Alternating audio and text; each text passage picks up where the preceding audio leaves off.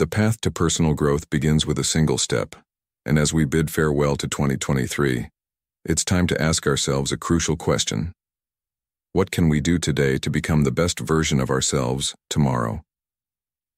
As we stand on the threshold of a new year, 2024, we find ourselves at a crossroads, inviting us to engage in a moment of reflection and anticipation. You see, life is akin to an uncharted voyage, where each day offers a fresh opportunity to shape our destiny.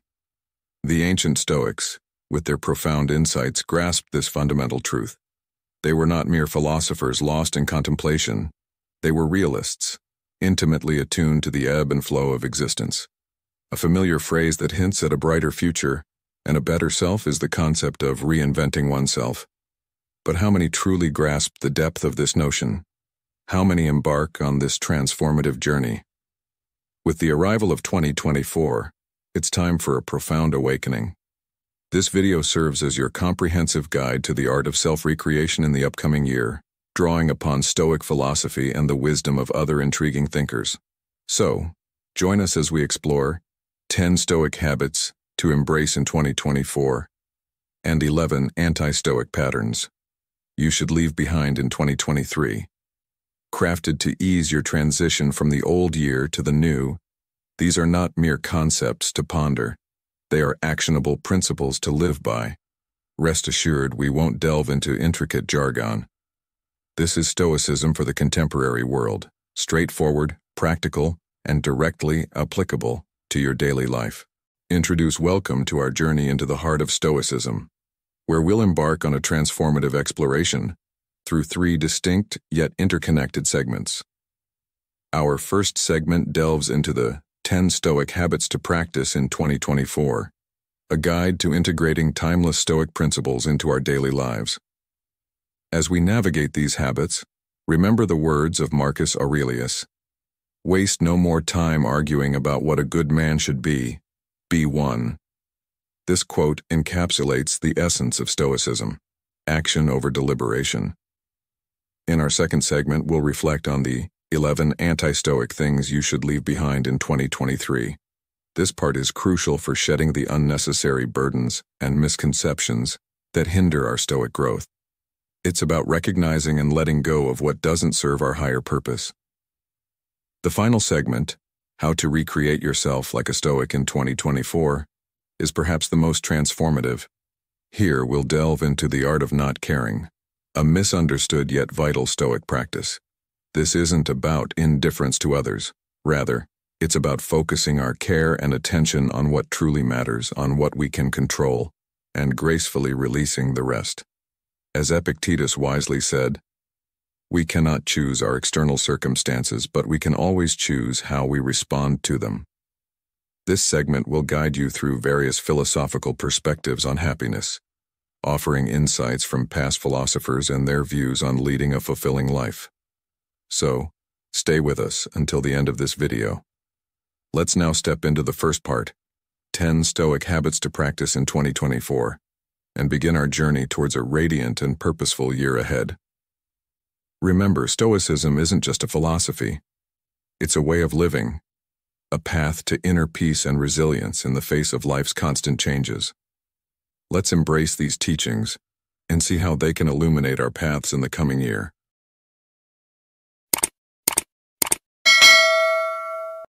Part 1.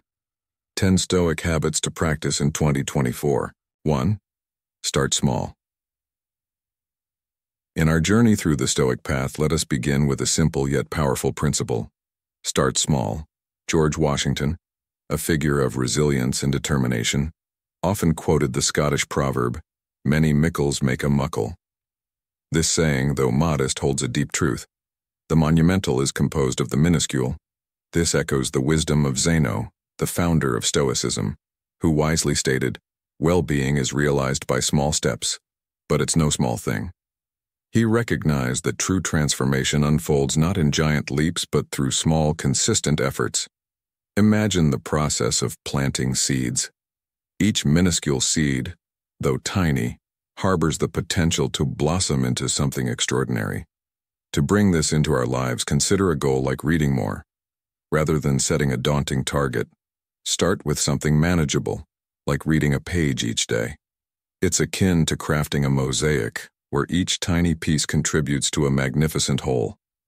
As the ancient saying goes, a journey of 1,000 miles begins with a single step, and so does the formation of a habit. This concept is beautifully reinforced in James Clear's Atomic Habits. The power of atomic habits lies not just in their potential for significant impact, but in their fundamental nature.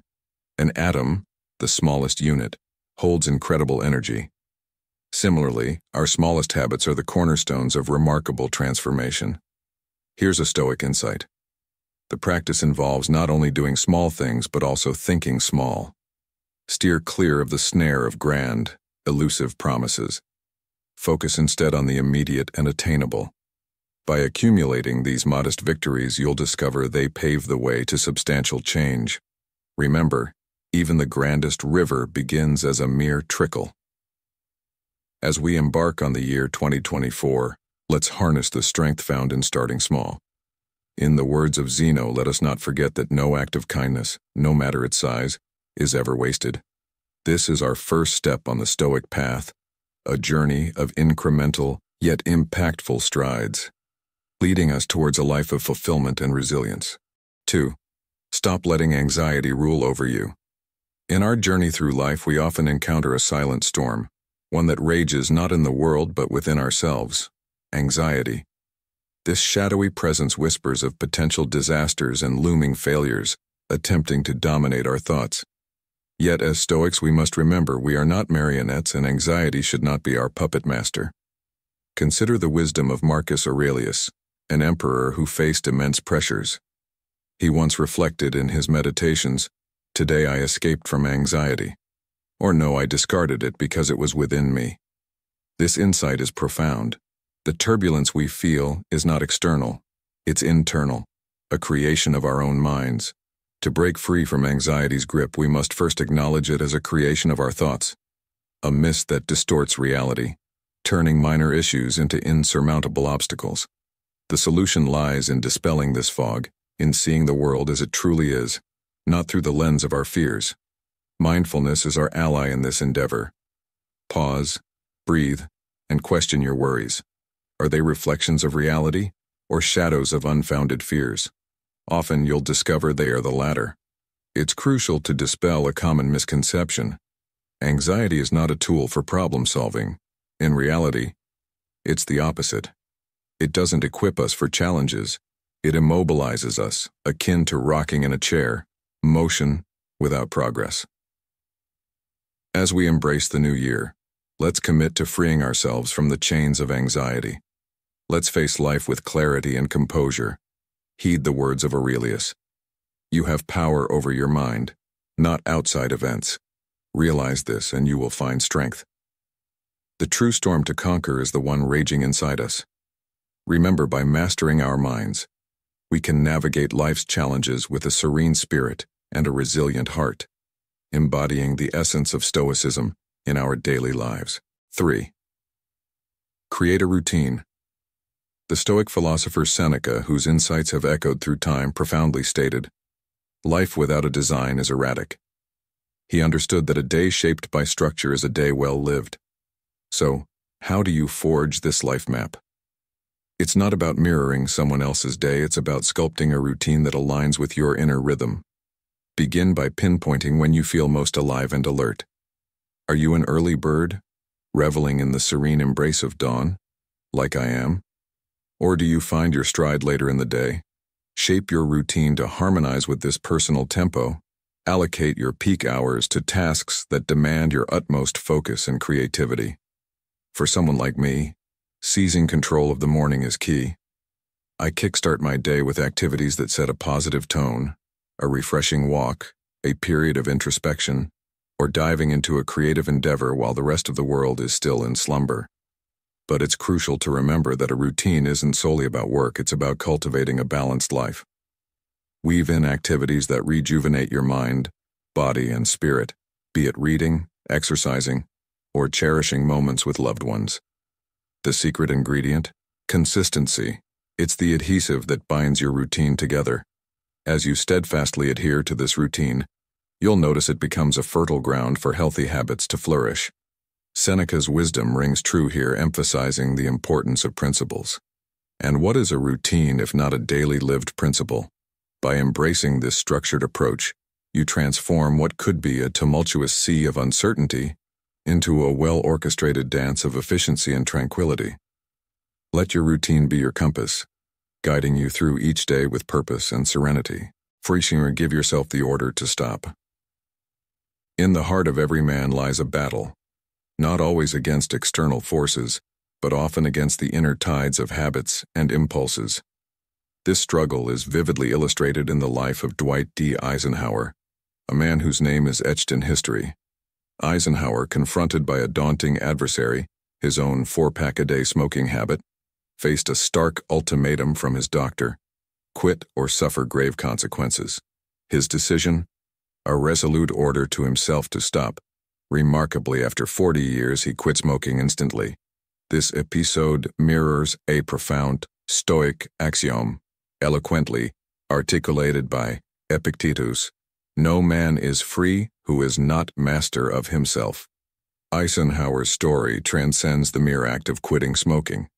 It symbolizes the triumph over any vice that enslaves us. Whether it's unhealthy habits, procrastination, or negative thinking, the path to victory is self-command.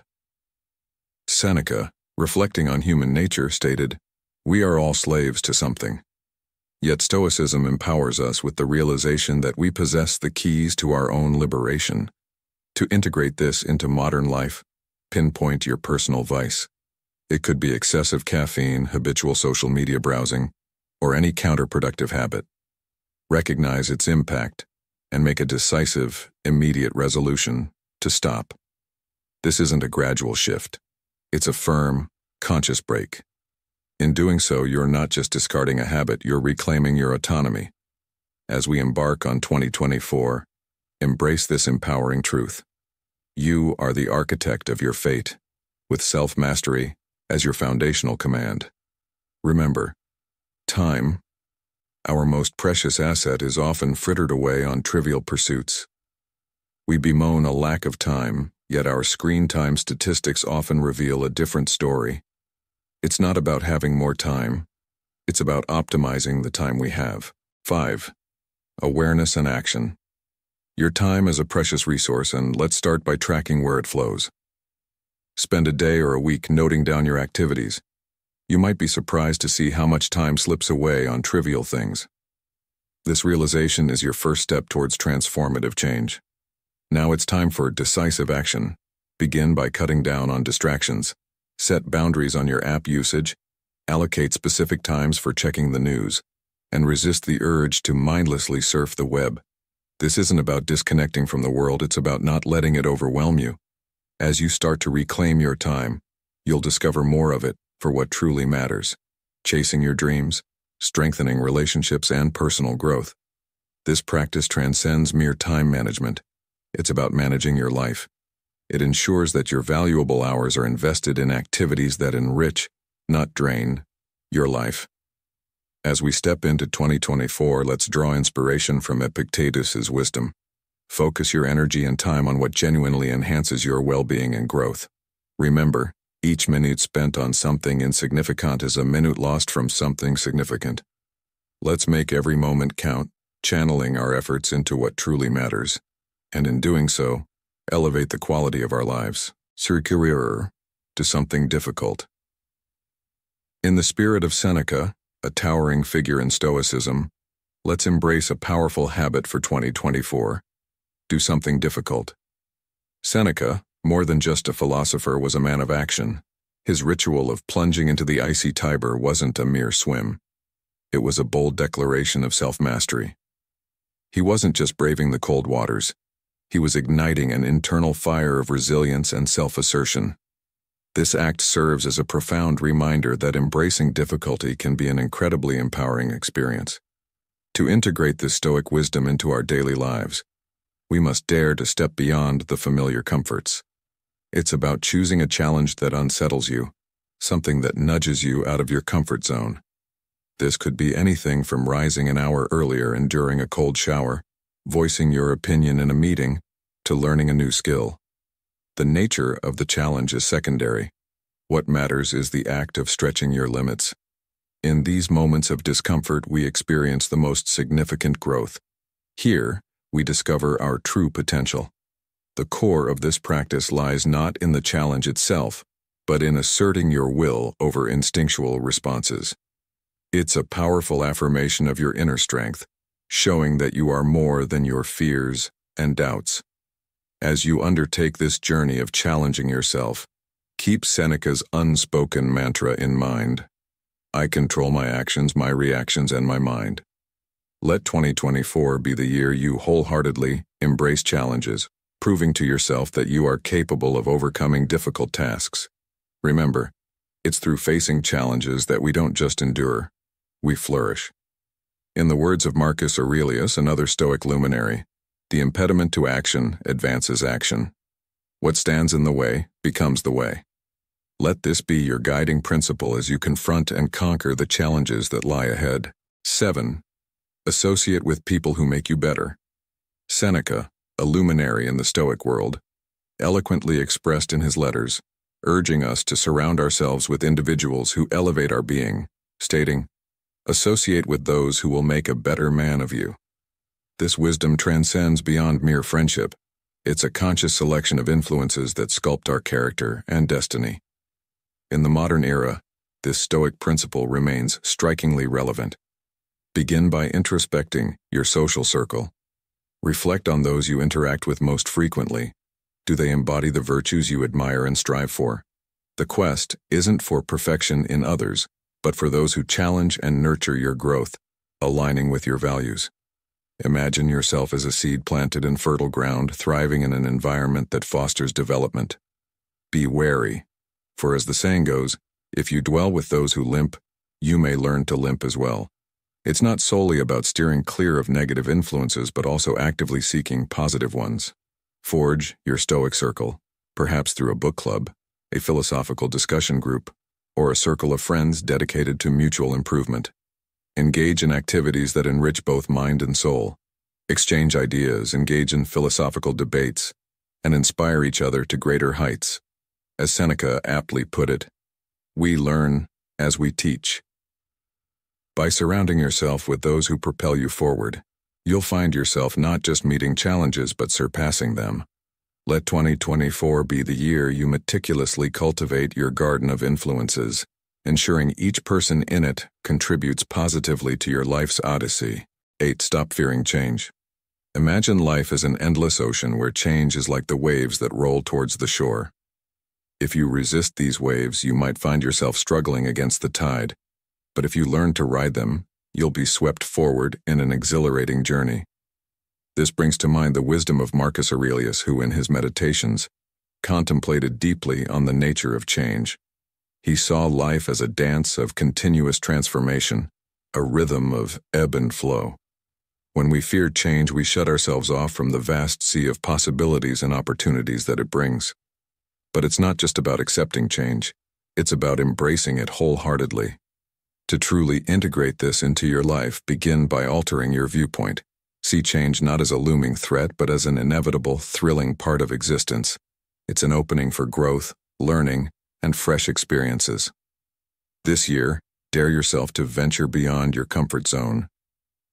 Whether it's picking up a new hobby, making a career shift, or adopting a fresh perspective, it's in these moments of uncertainty and novelty that we often uncover our deepest growth and fulfillment. Furthermore, cultivate a mindset of adaptability. Picture yourself as a tree that sways in the wind but remains unbroken, learning to be flexible yet resilient in the face of change. Being adaptable doesn't imply passivity, rather, it means actively seeking ways to flourish under new conditions. As you traverse the ever-changing landscapes of life, hold on to the words of Marcus Aurelius. The universe is change. Our life is what our thoughts make it. Let 2024 be the year you master the art of navigating change with finesse and poise, transforming each new challenge into a stepping stone for growth and self-discovery. 9. Say no to the inessential. In this bustling world where choices abound and distractions are rife, mastering the art of refusal emerges as a vital skill. Imagine Marcus Aurelius, an emperor entangled in the complexities of governance, who understood the essence of discernment. He astutely observed that many of our actions are superfluous. By rejecting the non-essential, we don't merely create more time, we enhance our focus on what's truly significant. This habit is about carving space for the vital by eliminating the unnecessary. To integrate this into your life, scrutinize your commitments. Do they resonate with your core values and aspirations? Often we're swept up in a flurry of tasks that, in truth, add little to our overarching purpose. Cultivate the habit of saying no to such diversions. This isn't about being distant or uncooperative.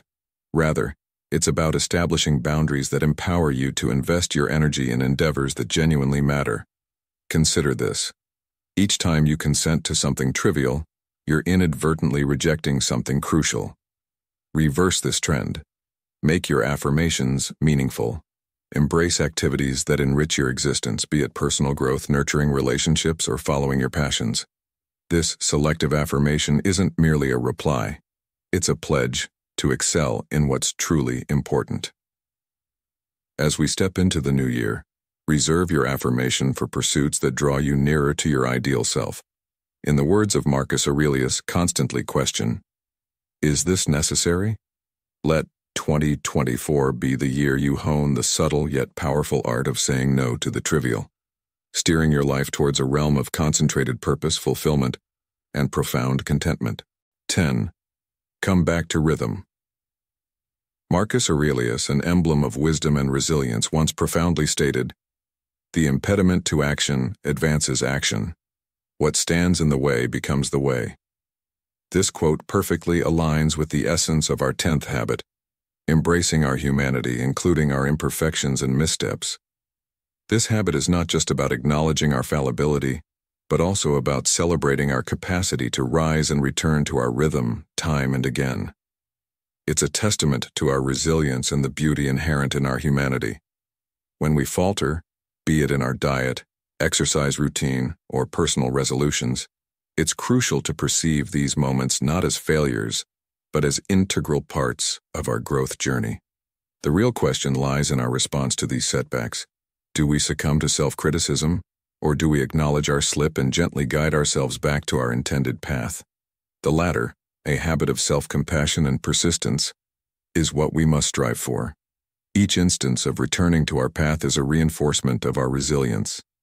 It's a celebration of progress over perfection, a continuous journey back to what truly matters.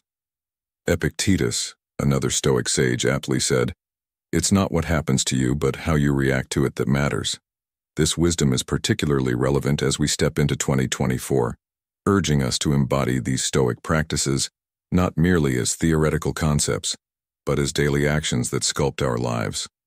The journey towards self-discipline, resilience, and serenity transcends mere understanding of Stoicism.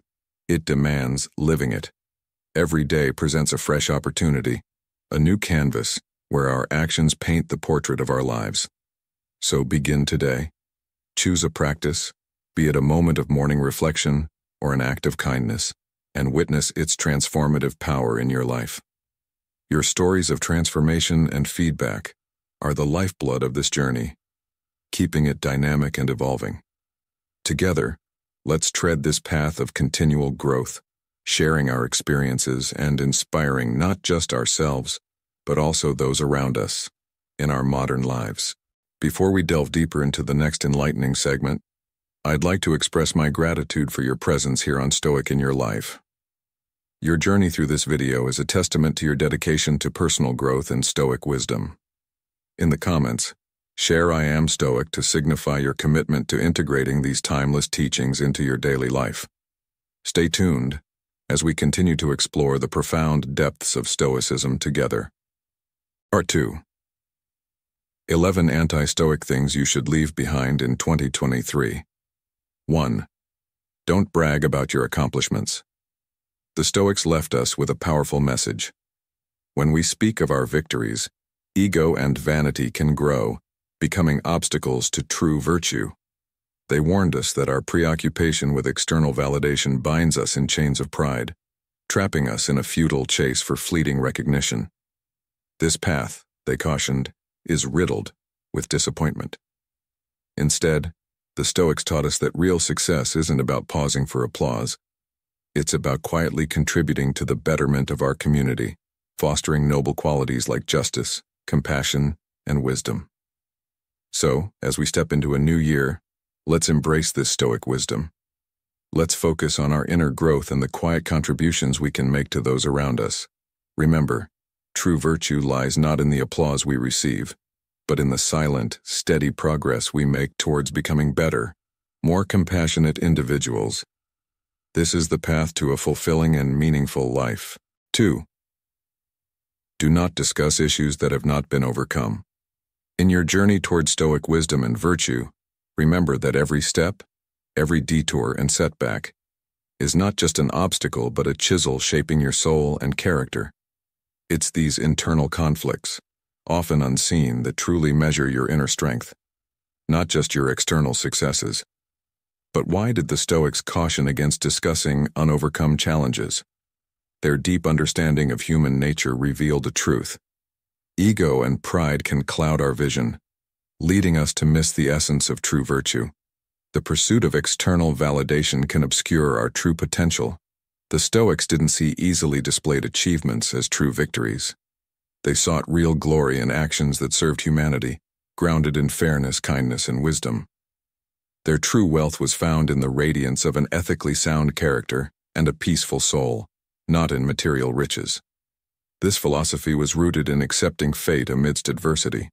Stoics didn't surrender. They embraced both success and failure with equanimity, understanding that life's tapestry is woven from circumstances often beyond our control. As Seneca, a renowned Stoic philosopher, once said, "True happiness is to enjoy the present without anxious dependence upon the future." This encapsulates the Stoic belief in focusing on what we can control and letting go of what we cannot. So as you walk the Stoic path, remember to focus on building your character and inner strength. Let your actions speak louder than words, and find contentment in the journey itself, not just the destination. Remember, it's not about the accolades or external validation, but about the integrity and resilience you develop along the way. 3. Keep your nice actions to yourself. Imagine a candle, its gentle flame casting a serene glow in a darkened room. This quiet illumination, subtle yet profound, brings warmth and light to all it touches. In the Stoic view, this is akin to the nature of true kindness and generosity. For the Stoics, genuine acts of goodwill need not be broadcasted in public squares or proclaimed from the rooftops. They believed that true benevolence should stem from an innate desire to do good, quietly and without fanfare, seeking no applause or recognition in return. This perspective might seem counterintuitive in our modern world, where self-promotion is often the norm. The Stoics recognized a deep-seated risk in transforming acts of compassion into a spectacle. If we boast about every good deed, we might inadvertently chase the fleeting satisfaction of others' admiration rather than the act itself. By keeping our benevolent actions private, we gift ourselves a moment of reflection and pause, an opportunity for an intimate dialogue with our inner selves. This introspection allows us to ponder whether our actions were truly altruistic or motivated by external factors. Such self-examination is a catalyst for personal growth and development. Stoic philosophy teaches us that authentic kindness does not seek the limelight. It manifests in quiet, sincere acts of empathy and compassion. This timeless wisdom wraps around us, reminding us of a fundamental truth. Often, the most profound act of kindness is the one done with no expectation of reward. In the words of the Stoic philosopher Seneca, true happiness is to enjoy the present without anxious dependence upon the future. This quote resonates with the Stoic principle of doing good for its own sake, not for future gains or recognition. In today's fast-paced, achievement-oriented society, this lesson is particularly relevant. It encourages us to perform acts of kindness quietly, deriving joy not from external validation, but from the act itself, thus leading a life more aligned with Stoic values. 4. Don't express your dissatisfaction. Stoicism teaches us that these feelings are like anchors preventing our spirits from soaring freely through life's journey. Imagine, instead, choosing a path less traveled, one where forgiveness and understanding are your loyal guides. This Stoic perspective is deeply rooted in virtues of self-control and wisdom. Have you ever felt the burden of carrying a heavy weight, both physically and emotionally? This weight symbolizes the unseen chains that bind us, restricting our freedom and inner peace. Often, our animosity arises from misunderstandings, trapping us in a cycle of bitterness. The Stoics urge us to seek understanding before judgment and to explore the reasons behind others' actions. Forgiveness in this light is not just an act of kindness, but a profound wisdom that unlocks the human soul's mysteries, liberating us from the shackles of negativity.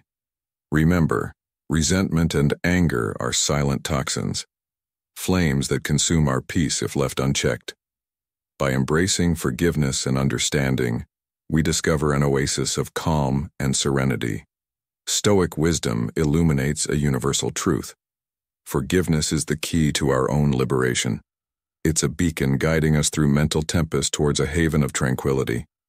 Embracing this lesson, we realize the immense power in release, in breaking free from the past's hold, and sailing towards a future filled with understanding and peace.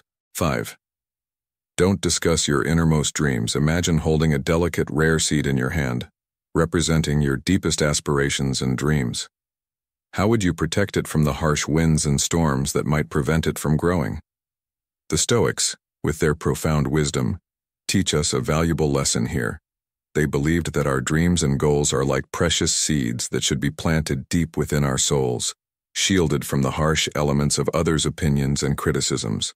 Haven't we all felt the cold touch of doubt or the scorching ridicule that snuffs out the flame of a budding dream? In Stoicism, self-reliance is considered a priceless gem. True wisdom and achievement aren't trophies to be flaunted but are more like a wellspring within, from which we can draw at any time. Why seek fleeting external validation when true richness and meaning can be found within our own minds? The Stoics understood the fine line between healthy ambition and overbearing pride, making them the most quietly powerful of virtues. Keeping our grand ambitions to ourselves isn't cowardice.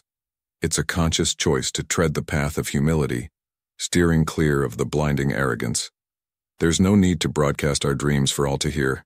Instead, we should cultivate them, let them grow, and witness their silent, yet splendid unfolding. This approach is an invitation to rediscover our inner strength, and to realize that sometimes the most valuable treasures are those we keep exclusively to ourselves. As the Stoic philosopher Seneca once said, "It is not the man who has too little, but the man who craves more that is poor." This echoes the idea of finding contentment and value within ourselves, rather than in the loud approval of the world. Your dreams, like seeds, need the nurturing soil of your inner world to truly flourish. 6. Avoid discussing your next moves. This principle, rooted in the virtue of self-sufficiency, is akin to a chess master who strategically moves in silence, keeping their tactics hidden from opponents. The Stoics, much like these masters of the game, understood the power of discretion. They believed that openly discussing every plan or ambition exposes one to the unpredictable and often harsh winds of external judgment, criticism, and envy. This approach to life is not about secrecy for its own sake, but about cultivating an inner core of confidence, independent of the fluctuating opinions and validations of others. It's about building a fortress within, where the true strength lies. This echoes the words of the Stoic philosopher Epictetus, who said, "If you wish to be a writer, write." In essence, the Stoics were practicing humility, a virtue that is both subtle and profound. By not broadcasting their intentions, they avoided the pitfalls of hubris, the excessive pride or self-confidence that often leads to downfall. In today's world, where social media and public opinion can dominate our sense of self-worth, this Stoic lesson is particularly relevant. It's a reminder that seeking external approval or announcing every move can be a distraction from our true goals. The Stoics teach us to focus inward, to develop our inner compass, and to pursue our paths with a quiet confidence. This doesn't mean we should shun external feedback or live in isolation, but rather that we should balance our ambitions with wisdom and humility. By adopting this Stoic principle, we learn to walk through life with a steadier step, not swayed by the fleeting applause or disapproval of others. It's about understanding that our true power lies within, and by nurturing this inner strength, we can navigate life's challenges with serenity and resilience. This is a call to embrace the Stoic way, to fortify our being, honor our self-sufficiency, and tread our path with a humble, yet unwavering determination. 7. Avoid discussing your worries and misgivings yourself, wandering through a dense forest where each tree symbolizes a doubt and every shadow casts an air of uncertainty. In this forest, you choose not to shout out your fears and misgivings, but rather to seek answers in the quietude of your own soul. This is the Stoic way. Stoicism teaches us that true confidence is an inner light guiding us, not a banner to be waved for all to see. Revealing our doubts constantly to others is akin to exposing a lighthouse to a relentless storm, risking its dimming. By holding back, we find the strength to remain unswayed by external opinions and judgments. Modesty becomes our shield, protecting our inner spirit and preserving the dignity of our soul. It's crucial to discern when and with whom to share our vulnerabilities. Many people look for answers in the noise of the outside world, but Stoics understand the value of silence and introspection. The answers to our deepest questions often echo in the quiet chambers of our heart and mind. By keeping some doubts to ourselves, we foster deeper self-reflection and a stronger connection with our core being. In conclusion, Stoic wisdom imparts a vital lesson. There's no need to lay bare your doubts for the world to see. In times of uncertainty, we navigate the forest of doubts with silence, modesty, and contemplation as our guides. The Stoic philosophy empowers us with the art of serene self-reflection and inner confidence, enabling us to find our way through life's challenges with a calm and resilient spirit. Remember, in the quietude of your being lies the strength to face the world with poise and dignity. 8. Avoid the trap of gossip. Imagine a serene lake, its surface smooth and undisturbed. Now picture throwing a stone into it. The ripples spread, disrupting the calm. This is akin to gossiping about others, a practice the Stoics likened to casting stones into the tranquil waters of life. They believed that criticizing others was not only a distraction from self-reflection, but also a squandering of energy on matters beyond one's control. The Stoics, rather than pointing fingers, chose to extend a helping hand. They navigated life with empathy and compassion, recognizing that every person is a universe unto themselves, grappling with their own unique blend of struggles and triumphs, joys and sorrows. To criticize another was to ignore the rich tapestry of human experience. They understood that criticism often builds walls instead of bridges. Harsh words and snap judgments, the Stoics knew, did not lead to unity, but to discord and conflict. In their quest for inner peace and harmony, they imparted a timeless wisdom. We must guard our words and thoughts. Instead of fixating on others' shortcomings, we should look inward, striving for personal growth and virtue. In a world quick to criticize, Stoic teachings urge us to foster understanding, acceptance, and kindness. Like casting stones of empathy into the lake of humanity, we can create ripples of joy and connection. As the Stoic philosopher Epictetus once said, "We have 2 ears and 1 mouth so that we can listen twice as much as we speak. Let this be a reminder to listen more, understand deeply, and speak words that heal, not hurt." 9. Embrace solitude, not solitary confinement. In today's world where the hum of constant connectivity buzzes in our ears, the Stoic wisdom of embracing solitude stands as a beacon of strength. Many of us, especially men in the age bracket of 30 to 65, often fall into the trap of incessantly seeking stimulation and companionship, fearing the quiet that solitude brings. However, Stoicism teaches us a different path. It tells us that solitude is not a void to be feared, but a sanctuary to be cherished.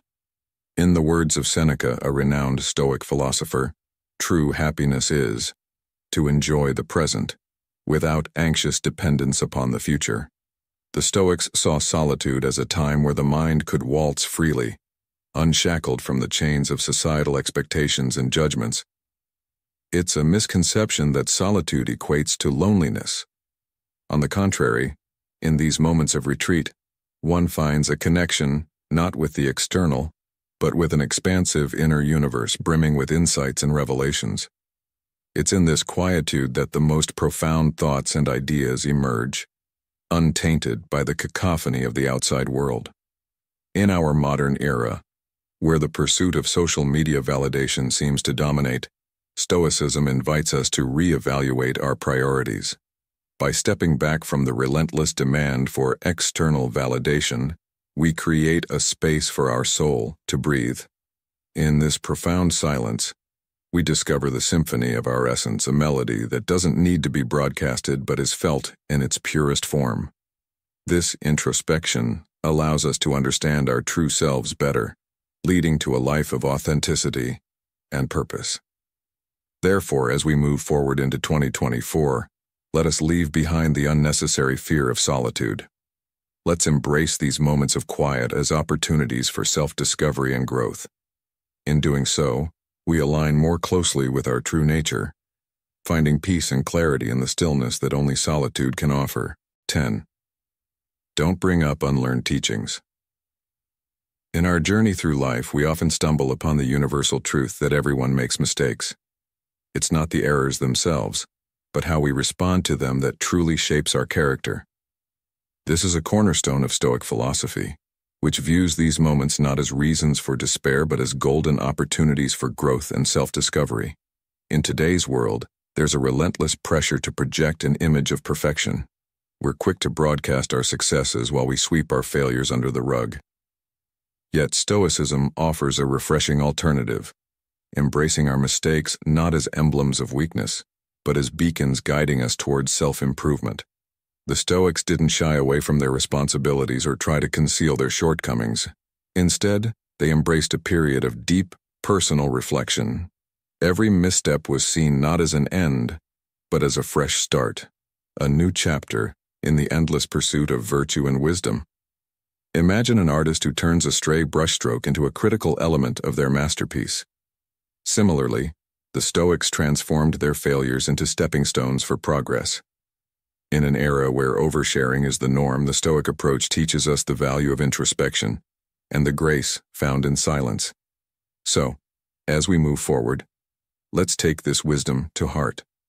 Let's view our mistakes not as roadblocks, but as signposts guiding us on our path to improvement. Remember, in the quiet reflection of our missteps lies the key to our personal evolution and wisdom. 11. Don't reveal your real intentions. In the Stoic view, these seeds require nurturing in a safe, protected environment to flourish. The Stoics, masters of wisdom, teach us a vital lesson about prudence. They saw it not as a limitation, but as a formidable strength. By not revealing their plans prematurely, they shielded their aspirations from the harsh elements of doubt, envy, and public opinion. In our modern world, where almost every aspect of life is broadcasted, Stoicism invites us to embrace a different approach. It suggests that there's immense strength in the unseen, in the quiet cultivation of our dreams. This isn't about being secretive. It's about understanding the value of maturing our goals in a secure space. The Stoics didn't see silence as empty or devoid of potential. On the contrary, they viewed it as a fertile ground, rich with possibilities and hope. In this tumultuous era, we can draw profound inspiration from these ancient philosophers. By safeguarding our deepest ambitions, we allow them to grow and evolve in their own time, free from external disruptions. This approach teaches us that the real magic lies not in what we proclaim to the world, but in what we silently accomplish within the fortress of our will. As the Stoic philosopher Seneca once said, "Our plans miscarry because they have no aim. When a man does not know what harbor he is making for, no wind is the right wind." This quote encapsulates the essence of our discussion today. By focusing inwardly and nurturing our goals in silence, we set a clear direction for our lives, away from the chaos of external influences. Let's embrace this Stoic wisdom and discover the power of nurturing our dreams in the quiet depths of our being. Before we delve deeper into our next enlightening topic, I'd like to express my gratitude for your time and engagement. Your support is vital in our journey to spread the wisdom of Stoicism and its application in modern life. I welcome your suggestions for future topics in the comments below. Your insights are invaluable in shaping our content to bring even more depth and relevance. If you're new here, don't forget to subscribe to Stoic In Your Life to stay updated with our latest videos, where ancient philosophy meets the challenges of today's world. Thank you for being part of our Stoic community. Part 3. How to recreate yourself like a Stoic in 2024.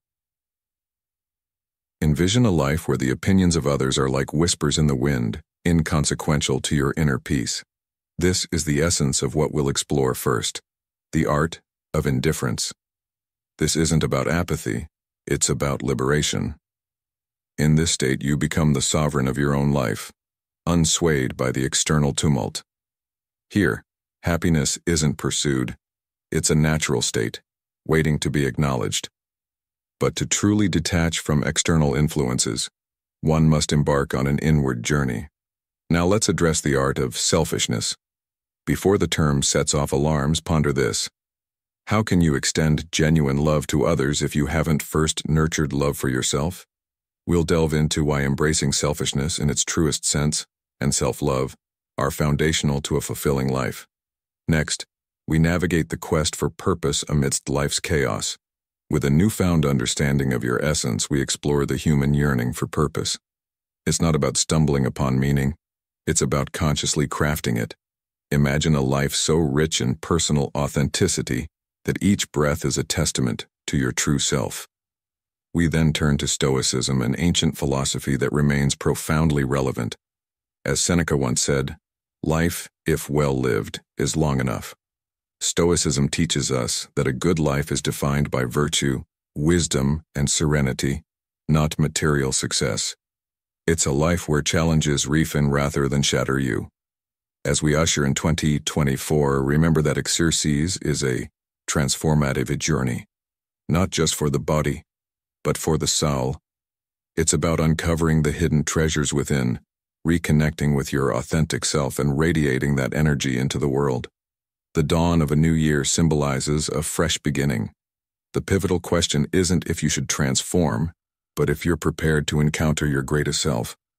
Embrace the leap. Join us on this voyage towards unparalleled growth, wisdom, and enlightenment. In our journey through life, we often find ourselves entangled in the web of societal expectations and worries about matters beyond our control. This shared human experience resonates with many, as we grapple with the weight of unnecessary concerns. But imagine a path that leads away from this quagmire, a path that offers tranquility and a more meaningful existence. This is where we delve into the art of selective indifference, a philosophical stance that teaches us to focus our energies on what truly matters, on elements within our sphere of influence, and to gracefully release our grip on the rest. Our exploration today is not merely an academic exercise, it is a practical guide to living a more serene and fulfilling life. We embark on a fascinating exploration of diverse philosophical traditions, each offering unique insights into the art of living well. From the serene teachings of Buddhism, which instill a sense of calm acceptance, to the empowering principles of Stoicism that energize our spirit, we traverse a rich landscape of wisdom. We encounter the existential bravery championed by Søren Kierkegaard, the thoughtful hedonic calculus of Epicurus, the life-affirming philosophies of Taoism, and the profound individualism at the heart of existentialism. These ideologies are not just theoretical constructs, they are living, breathing philosophies that have been applied in real-world scenarios. We examine case studies and real-life applications, demonstrating how embracing the right kind of indifference can lead to greater joy, diminished fear, and a more holistic approach to life. In the spirit of Stoicism, let us recall the words of Marcus Aurelius, "You have power over your mind, not outside events. Realize this, and you will find strength.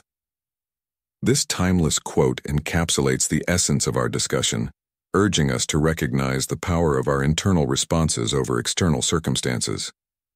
By applying this principle, we align our modern lives with ancient wisdom, offering practical advice for navigating the complexities of our contemporary world. This journey is not about detachment from the world, but about engaging with it more meaningfully, focusing our care where it can truly make a difference, and cultivating an inner resilience that stands the test of time. When we delve into the concept of not caring from a philosophical perspective, it's crucial to clarify what this truly entails. It's not about adopting a stance of total detachment or indifference.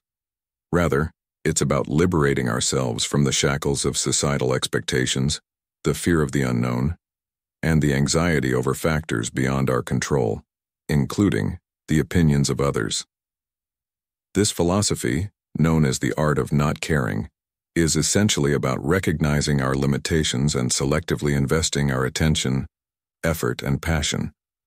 It teaches us to embrace uncertainty, to find contentment in the present, and to celebrate life as it unfolds. Imagine you're carrying the weight of the world on your shoulders, bogged down by worries and uncertainties that hinder your progress. Or perhaps you're simply curious about different philosophical approaches to achieving happiness. You're in the right place. Our journey together aims to equip you with the tools to navigate life's highs and lows, with a sense of tranquility, peace, and clarity. We invite you to embark on this philosophical voyage, a journey of self-discovery and liberation.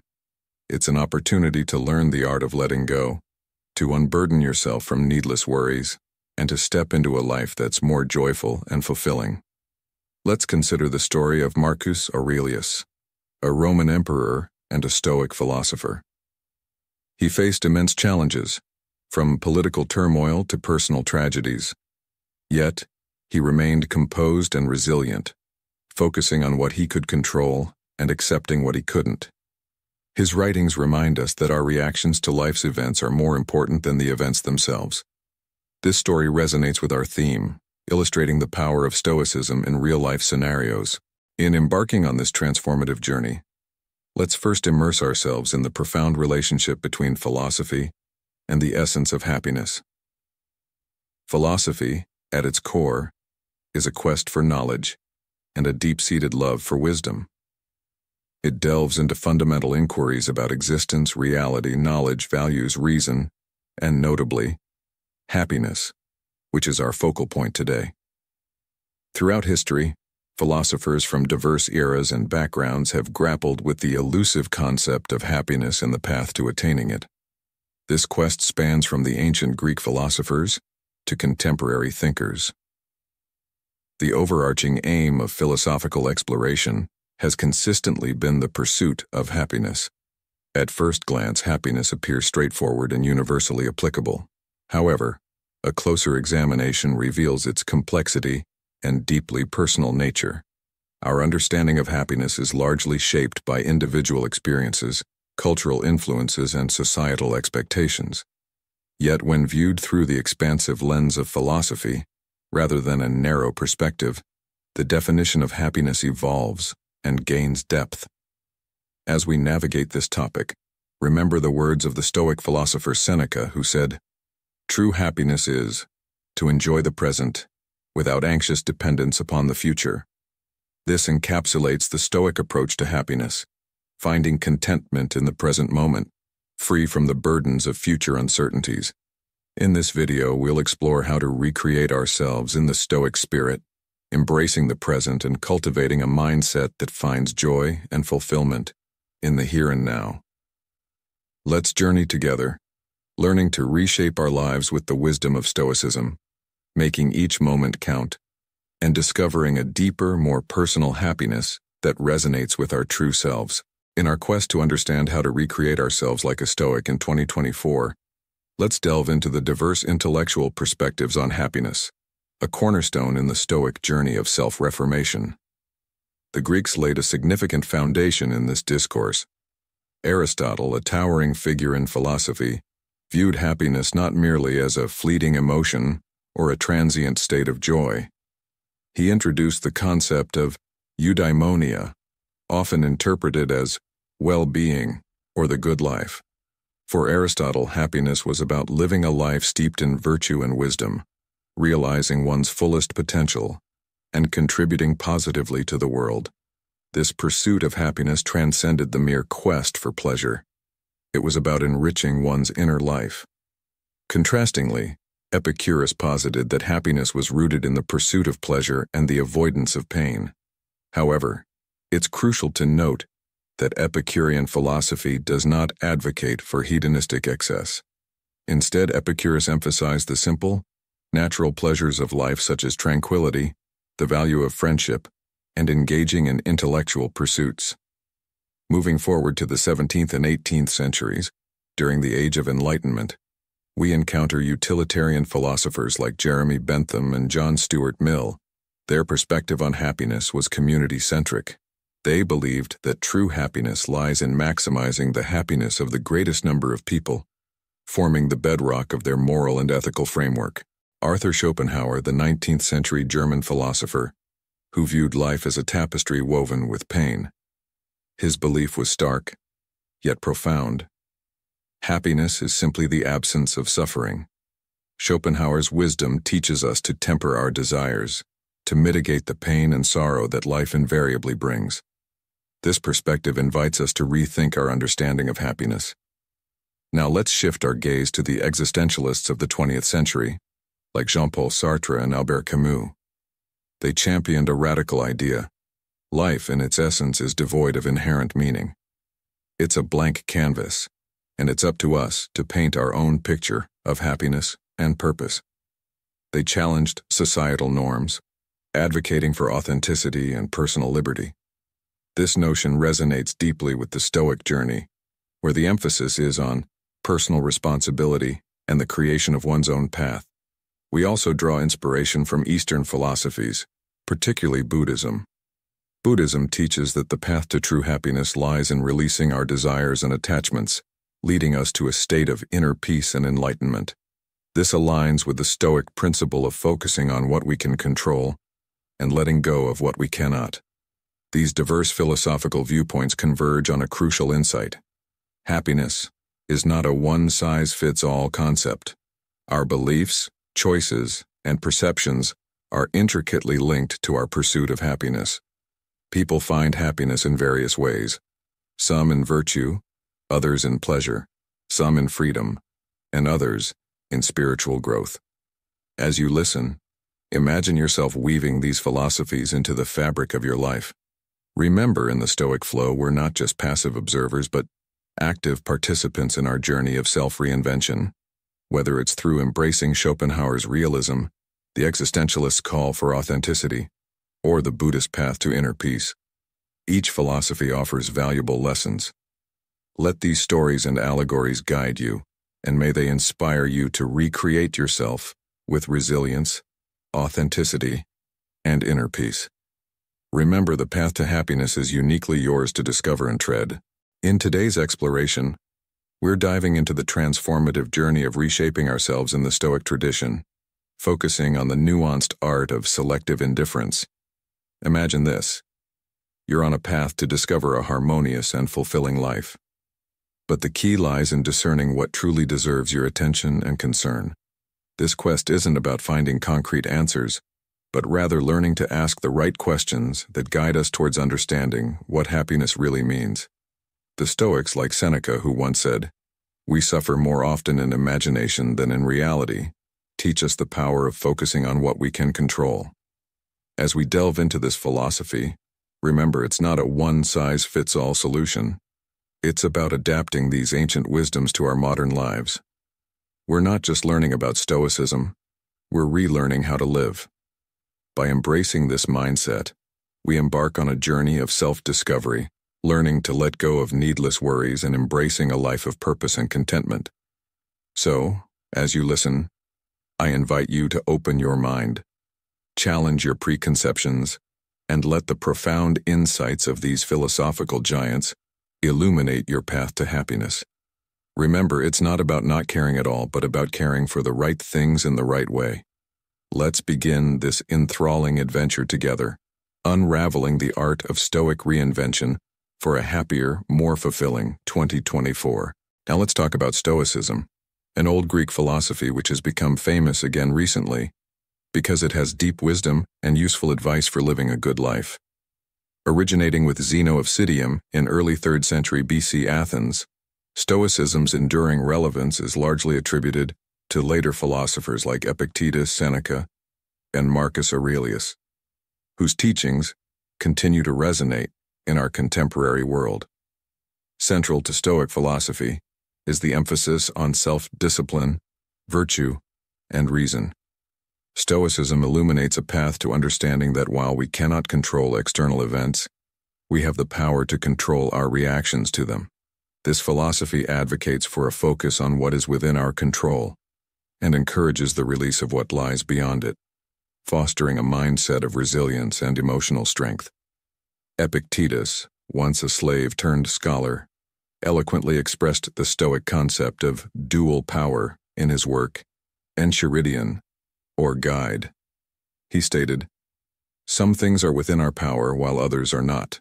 Within our power are our opinion, motivation, desire, aversion, and, in a word, whatever is of our own doing.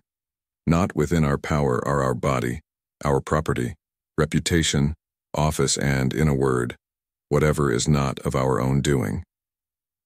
This distinction urges us to channel our focus, energy, and emotions towards aspects of life we can influence, while adopting an attitude of detachment towards those we cannot. Embracing this Stoic principle does not imply negligence or disregard for responsibilities. Rather, it invites us to discern what truly merits our attention and concern. It's about choosing not to be perturbed by life's uncontrollable elements. This approach not only preserves our peace of mind, but also aligns us with the natural order of the world, a fundamental Stoic belief. In the words of Marcus Aurelius, "You have power over your mind, not outside events. Realize this and you will find strength." This quote encapsulates the essence of Stoicism and its relevance to modern life. It serves as a powerful reminder that our greatest tool in facing life's challenges is our mindset. By adopting Stoic principles, we can navigate the complexities of the modern world with greater clarity, purpose, and tranquility, ultimately leading to a life of fulfillment and inner peace. In the realm of Stoicism, a philosophy that has stood the test of time, we find profound wisdom that resonates even in our modern lives. This wisdom is beautifully encapsulated in the writings of Marcus Aurelius, the Roman emperor, whose words in meditation serve as a beacon for those seeking contentment.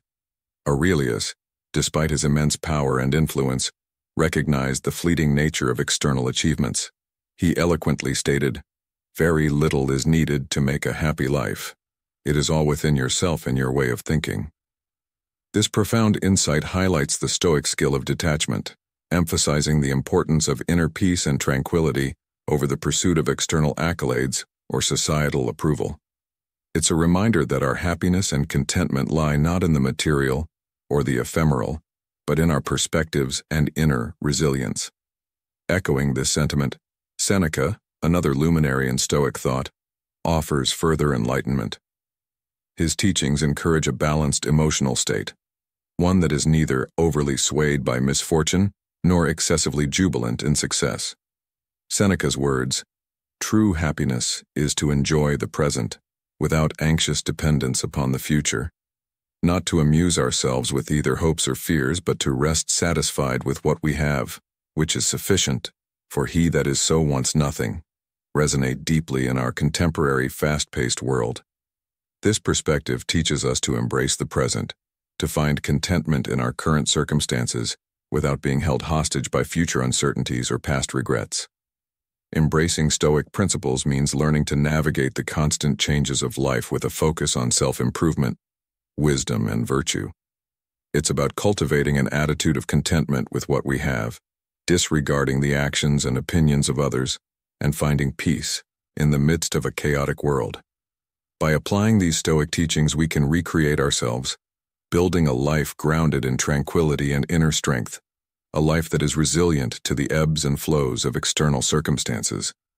This approach to life, deeply rooted in Stoicism, is not just a philosophical concept but a practical guide for modern living, offering a pathway to true happiness and fulfillment.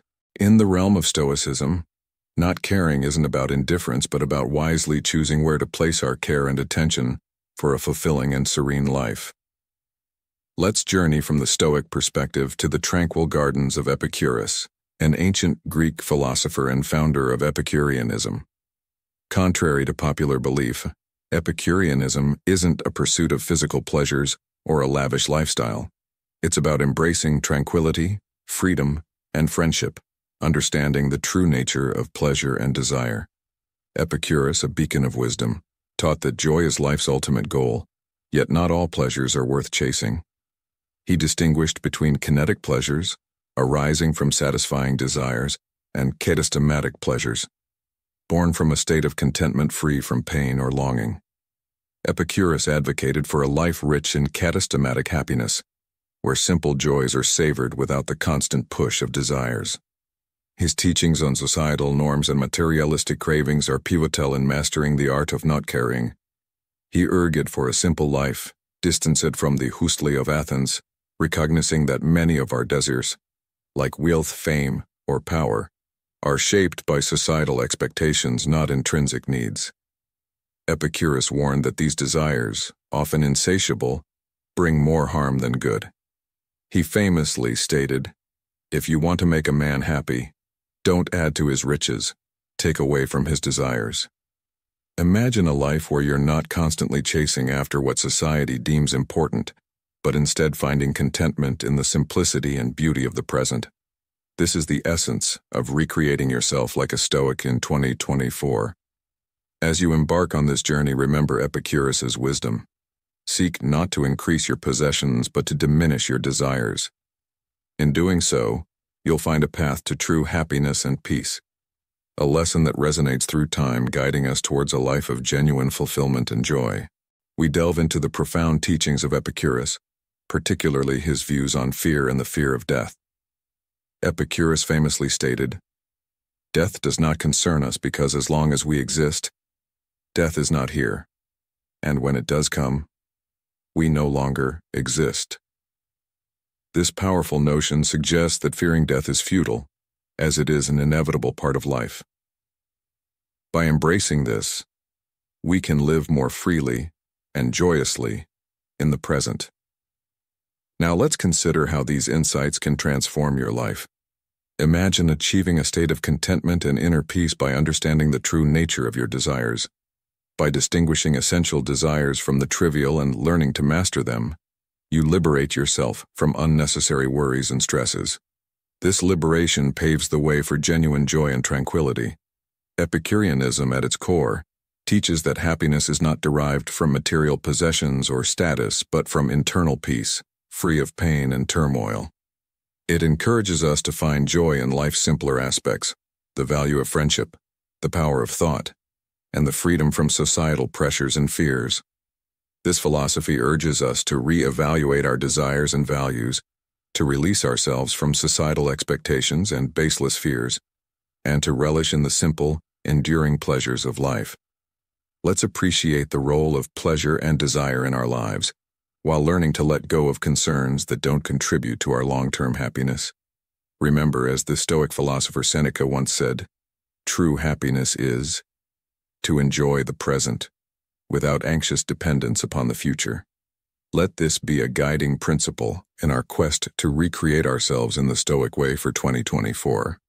In our journey through the philosophical landscape of mastering the art of indifference, we find ourselves in the 19th century Denmark, crossing paths with Søren Kierkegaard. Widely recognized as the pioneer of existentialism, Kierkegaard's era and cultural backdrop set him apart from his philosophical predecessors. Kierkegaard's existentialist doctrine centers on the individual, their emotions, liberty, decisions, and the personal nature of their existence. He posited that truth is a personal affair, with each individual charting their own course in life. His writings delve deeply into the human psyche, unraveling themes of anxiety, despair, and the quest for meaning. A cornerstone of Kierkegaard's philosophy is the leap of faith, a concept that confronts life's mysteries and uncertainties. He advocated for this leap, particularly in the context of religion, as a means to discover purpose and overcome melancholy. Although leap of faith is frequently associated with religious undertones, particularly in Kierkegaard's discussions, its essence transcends religious boundaries. It speaks to the courage of embracing the unknown and making decisions amidst uncertainty. Consider the words of Marcus Aurelius. You have power over your mind, not outside events. Realize this, and you will find strength. This quote resonates with the modern man, emphasizing the Stoic belief in controlling one's internal responses rather than external circumstances. In today's fast-paced world, Kierkegaard's teachings and Stoic principles offer invaluable guidance. They encourage us to embrace life's ambiguities, make bold choices, and find inner strength in our personal truths. This approach not only helps in navigating the complexities of modern life, but also in forging a path that is uniquely ours, filled with purpose and resilience. Every day we're gripped by fear and worry, haunted by the uncertainty of what the future holds. It's this fear that often paralyzes us, making it difficult to make decisions when the path ahead is shrouded in mystery. But what if we chose to embrace this uncertainty? What if, instead of fearing the unknown, we took a bold leap of faith, armed with guts and conviction, accepting that we can't foresee the future? Kierkegaard, a profound thinker, once said, "Life can only be understood backwards, but it must be lived forwards." This powerful statement resonates deeply with our discussion. It teaches us that while we can learn and grow from our past, the future remains a mystery that we can't control. Choosing not to fret about the future doesn't mean you're reckless or indifferent. Rather, it's about shedding the paralyzing fear of the unknown, enabling us to live fully in the present and act according to our beliefs. This leap of faith, as Kierkegaard suggests, can be liberating. It frees us from the heavy chains of worry and fear, paving the way for greater happiness. When we stop obsessing over potential future outcomes, our focus shifts to the present, aligning our actions with our core values. This liberation allows us to lead a life of authenticity, unburdened by constant worry about what the future might bring. Kierkegaard's philosophy prompts us to introspect, to examine our lives, our fears, and our freedom. His concept of the leap of faith offers a strategy for navigating life's uncertainties. It's not about predicting or controlling what's to come, but about embracing these unknowns with confidence and focusing on our true selves. We should strive to worry less about the things beyond our control, and more about living fully and truthfully in the now. In conclusion, let go of the fear of the unknown and embrace the present with courage and authenticity. This mindset will not only bring peace but also empower you to live a life true to yourself. Remember, it's not about foreseeing every twist and turn of life, but about navigating it with bravery and a heart true to your values. Embark on a transformative journey with me, starting in the bustling streets of 19th century Denmark and venturing all the way to ancient India, where we meet Siddhartha Gautama, the Buddha. He introduced the world to Buddhism, a profound philosophy and path to spiritual enlightenment. Unlike many Western perspectives, Buddhism, a non-theistic religion, offers a unique viewpoint on happiness, suffering, detachment, and the art of releasing worries about the ephemeral.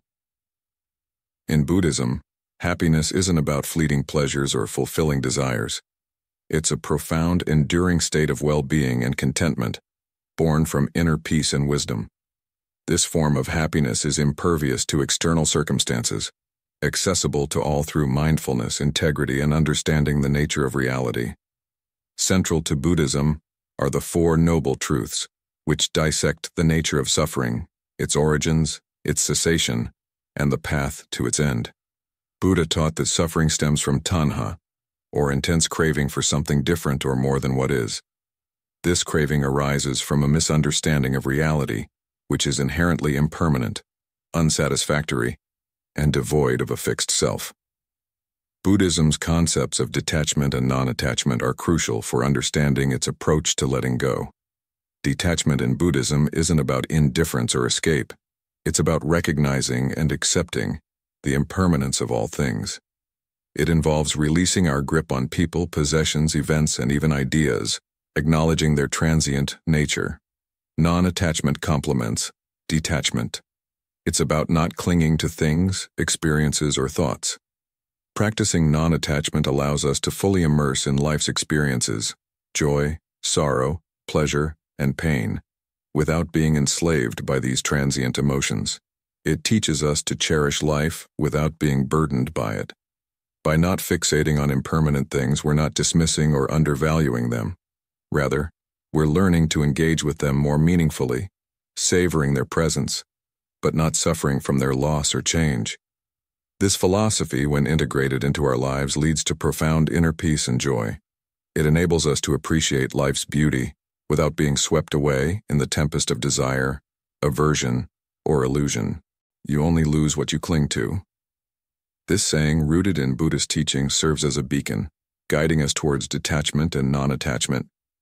It's a call to release our grasp on the ephemeral, to liberate ourselves from self-inflicted sorrows, paving the way for a deeper, more enduring form of joy. The Buddhist philosophy delves into the very fabric of reality and the human mind, offering insights into the art of emotional detachment. By embracing these teachings, we can cultivate a life marked by tranquility, clarity, and freedom. The Buddha's wisdom reminds us of the impermanence of all things and encourages us to find solace in the transient nature of existence. This realization is not just a path to inner peace, but a gateway to lasting happiness, a goal universally sought after. Transitioning from the East to the West, we find ourselves in the late 19th century Germany, in the company of Friedrich Nietzsche, a philosopher whose ideas continue to resonate through the ages. Nietzsche's philosophy, characterized by a critique of traditional morals and an affirmation of life, offers a robust framework for the art of emotional detachment. His teachings encourage us to embrace life in all its facets, challenging us to rise above societal norms and find our unique path. Marcus Aurelius, who said, "You have power over your mind, not outside events. Realize this, and you will find strength."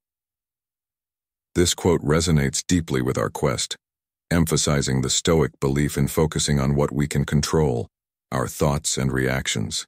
Nietzsche championed the idea of embracing life in its entirety, its challenges, uncertainties, and conflicts, with a sense of joy and imagination, not just passively enduring it. This perspective is crucial for anyone seeking to recreate themselves in the Stoic spirit.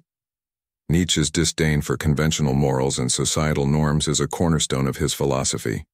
He argued that these often hinder our true, full experience of life. He wasn't advocating for indifference or apathy, but rather for a journey of self-overcoming. This journey involves breaking free from ingrained behaviors and beliefs to forge our own values. When liberating yourself from the weight of others' opinions, allowing you to question, critique, and ultimately discard external impositions. This path leads to crafting your personal moral compass, aligning with what truly resonates with you. Nietzsche's concept of the Übermensch, or Overman, epitomizes this ideal.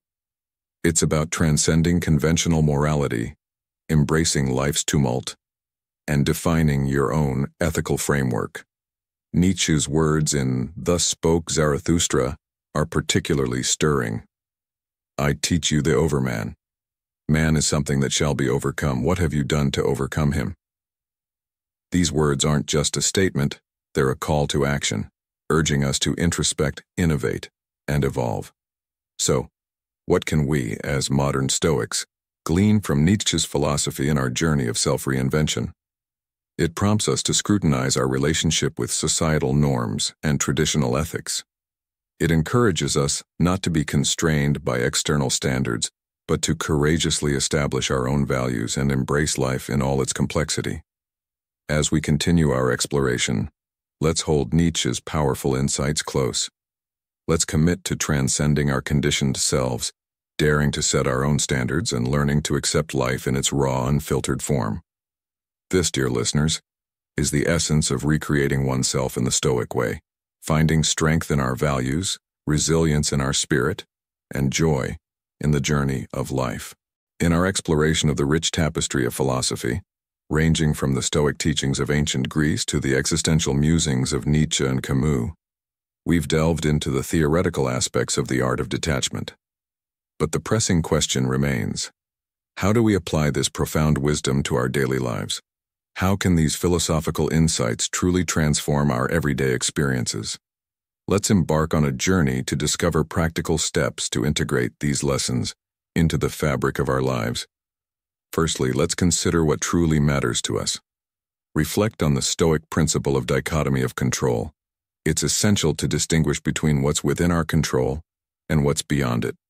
By focusing on what we can influence, our thoughts, emotions, and actions, and releasing our grip on the uncontrollable, we can significantly reduce stress and worry. This simple yet powerful shift paves the way for greater joy, freedom, and fulfillment. Remember, as Epictetus wisely said, we cannot choose our external circumstances, but we can always choose how we respond to them. Secondly, let's embrace the inherent uncertainty of life. As Kierkegaard highlighted, life is riddled with doubts. Attempting to control or predict every outcome is futile and can hinder our contentment. By welcoming uncertainty and stepping into the unknown with faith, we transform doubt into an opportunity for growth and evolution. This acceptance liberates us from fear and anxiety, allowing us to embrace life's unpredictable nature. Thirdly, it's crucial to confront societal norms and expectations. Drawing inspiration from Epicurus, Nietzsche, and existentialist thought, we recognize that societal pressures often obstruct our authenticity and happiness. Reflect on the stressors in your life. Do they align with your true values and aspirations, or do they constrain your authentic self?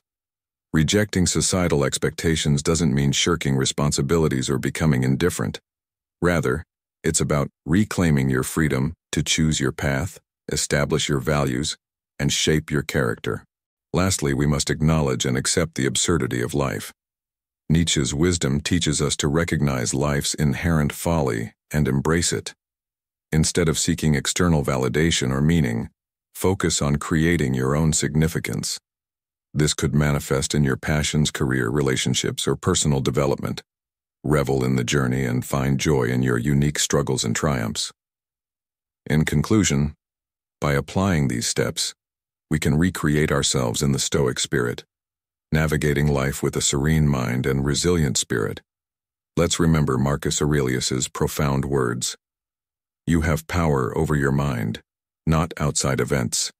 Realize this, and you will find strength." In the pursuit of reinventing oneself in the Stoic way in 2024, it's crucial to acknowledge that this path, while rewarding, is not devoid of challenges. It demands a blend of patience, courage, and self-compassion as we embark on a lifelong journey. It's natural to encounter moments of uncertainty, fear, or misunderstanding. Embrace these feelings. They are part of the human experience. Instead of resisting them, recognize, learn from them, and allow them to guide you. You may wonder, how can I practically apply these Stoic principles today? Mindfulness is a key tool in this journey. Being mindful means being fully present, attentively living in the moment without judgment. This practice allows us to observe our thoughts, feelings, and sensations objectively, without being overwhelmed by them. As a simple yet effective exercise, take time each day to sit quietly. Focus on your breathing, feeling the air as it enters and leaves your body. If your mind wanders, gently guide it back to your breath. This practice cultivates present moment acceptance and detachment, essential skills in learning the art of not caring.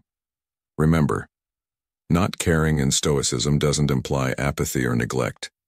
It's about discerning what truly matters, embracing life's uncertainties and absurdities, and finding your path, irrespective of societal expectations. It's a journey of bravery, self-compassion, and embracing our full humanity. It's not about reaching a final destination.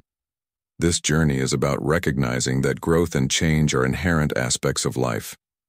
We should welcome these changes with kindness and patience towards ourselves. As the Stoic philosopher Epictetus once said, "It's not what happens to you but how you react to it that matters." This encapsulates the essence of our journey. It's about responding to life's ebbs and flows, with a serene mind and a resilient spirit aligning with the very principles of Stoicism. In doing so, we continuously evolve, not just towards a goal, but as beings capable of withstanding the modern hustle with ancient wisdom. In this segment of our podcast, How to Recreate Yourself Like a Stoic in 2024, we dive deep into the essence of self-reinvention through the lens of Stoicism, drawing inspiration from both modern psychology and ancient philosophy. Imagine you're embarking on a journey of self-discovery, where the key to unlocking your true potential lies in the art of authentic self-love, as emphasized by Carl Rogers. He believed in the power of being true to your own values and beliefs, even if they clash with societal norms. This authenticity, Rogers argued, is not about wearing masks or pretending, but about embracing and expressing your true nature. But Rogers isn't alone in this belief. Other great minds like Abraham Maslow have contributed to our understanding of self-love. Maslow introduced the hierarchy of needs, placing self-actualization at its pinnacle. He saw self-love and self-care as vital steps towards reaching this peak of self-actualization, suggesting that without a strong foundation of self-love, it's challenging to unleash our full capabilities and talents. Turning back the pages of history, we find Aristotle, the ancient Greek philosopher who spoke of eudaimonia, often translated as flourishing or well-being. Aristotle's view of happiness wasn't just about feeling good, but about living a life of virtue and realizing one's full potential. He saw self-love not as a selfish act, but as a necessary condition for pursuing a virtuous and fulfilling life. As you listen, think of yourself as a sculptor, chiseling away at the marble of your current self. Guided by these profound insights, imagine how by embracing authenticity you can shed the layers that don't align with your true self. Consider how, like climbing Maslow's hierarchy, you can nurture your self-love to reach new heights of self-actualization, and reflect on Aristotle's wisdom, understanding that true happiness and flourishing come from a life lived in virtue and potential realization. To make this more relatable, let's consider the story of Marcus Aurelius, a Stoic philosopher and Roman emperor. Despite his immense power, he faced life's challenges with a stoic calm and a focus on personal virtue and wisdom. His example shows us that no matter our external circumstances, we have the power to shape our inner world and live a life of purpose and meaning. In conclusion, dear listener, as you navigate the ebbs and flows of life, remember that the journey to recreate yourself is not just about change, it's about coming home to your true self. Embrace authenticity, nurture self-love, and strive for a life of virtue and potential. This is the path to a fulfilling and flourishing life, a path that you as a Stoic can proudly walk upon. In today's fast-paced world, the quest to recreate oneself in the Stoic mold is both a challenge and an opportunity. This journey, akin to a philosophical odyssey, intertwines the wisdom of ancient Stoic masters with insights from modern thinkers like Jean-Paul Sartre and Carl Jung. Sartre, an existentialist, underscored the significance of authenticity and the responsibility inherent in our choices, a concept deeply entwined with self-love. Jung delved into the process of individuation, a path of becoming acutely aware of and integrating various facets of oneself, epitomizing profound self-love and acceptance. Embarking on this path towards self-love and healthy selfishness is intricate and intensely personal. It's a mosaic of insights, ranging from Carl Rogers' unconditional positive regard to Aristotle's notion of eudaimonia. This journey is about striking a harmonious balance between self-care and caring for others. Understanding that self-love isn't about egocentrism but about being centered within oneself. It transcends intellectual comprehension, demanding practical application in our daily lives. We learn to embrace our true selves, nurture our inner garden, and lead lives marked by authenticity, growth, and well-being. Reflecting on this exploration of the art of not caring, we've traversed time, from the Stoic sages of ancient Rome to the existentialist minds of the 20th century, examining their perspectives on this concept. The Stoic principle of the dichotomy of control taught us that tranquility and happiness stem from discerning what is within our control and focusing our energies there. Epicurus's teachings on happiness, desire, and the importance of indifference to others' opinions have been enlightening. Embracing the uncertainties of life, as Card suggests, and learning to be indifferent to certain outcomes can indeed lead to a more contented existence. As Seneca, a Stoic philosopher, once said, "We suffer more often in imagination than in reality." This profound statement resonates with our journey of self-recreation. By adopting a Stoic mindset, we learn to differentiate between our perceptions and the actual events of our lives, reducing unnecessary suffering and fostering a resilient spirit. This video is your guide, speaking directly to you, inviting you to join in this transformative journey where ancient philosophy meets modern life, guiding you towards a serene, resilient existence. In our exploration of Eastern philosophy, we've delved deeply into the Buddhist concepts of detachment and impermanence, uncovering how these principles can liberate us from the ephemeral nature of worldly attachments, guiding us towards tranquility and joy. This journey inward has prompted us to challenge societal conventions, drawing inspiration from the teachings of existentialist thinkers like Sartre and Camus. They emphasized life's inherent absurdity and championed the ethos of personal responsibility, advocating that embracing life's absurdity can be a gateway to true freedom. Expanding on these philosophical insights, we've discussed their practical application in our daily lives. We've navigated through identifying personal values, confronting confusion, defying societal expectations, and accepting life's inherent absurdity. Along this path, we've also addressed potential obstacles and introduced a straightforward mindfulness technique to enhance presence, acceptance, and detachment. Yet, this journey of self-reinvention is merely the beginning. Embracing indifference is not a destination, but a lifelong pursuit, demanding self-compassion, patience, and courage.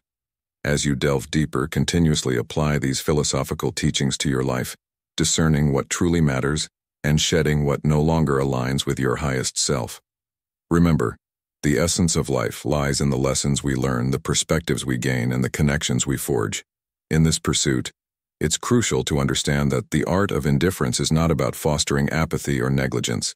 It's about reclaiming your authenticity, regaining your freedom, and carving your unique path.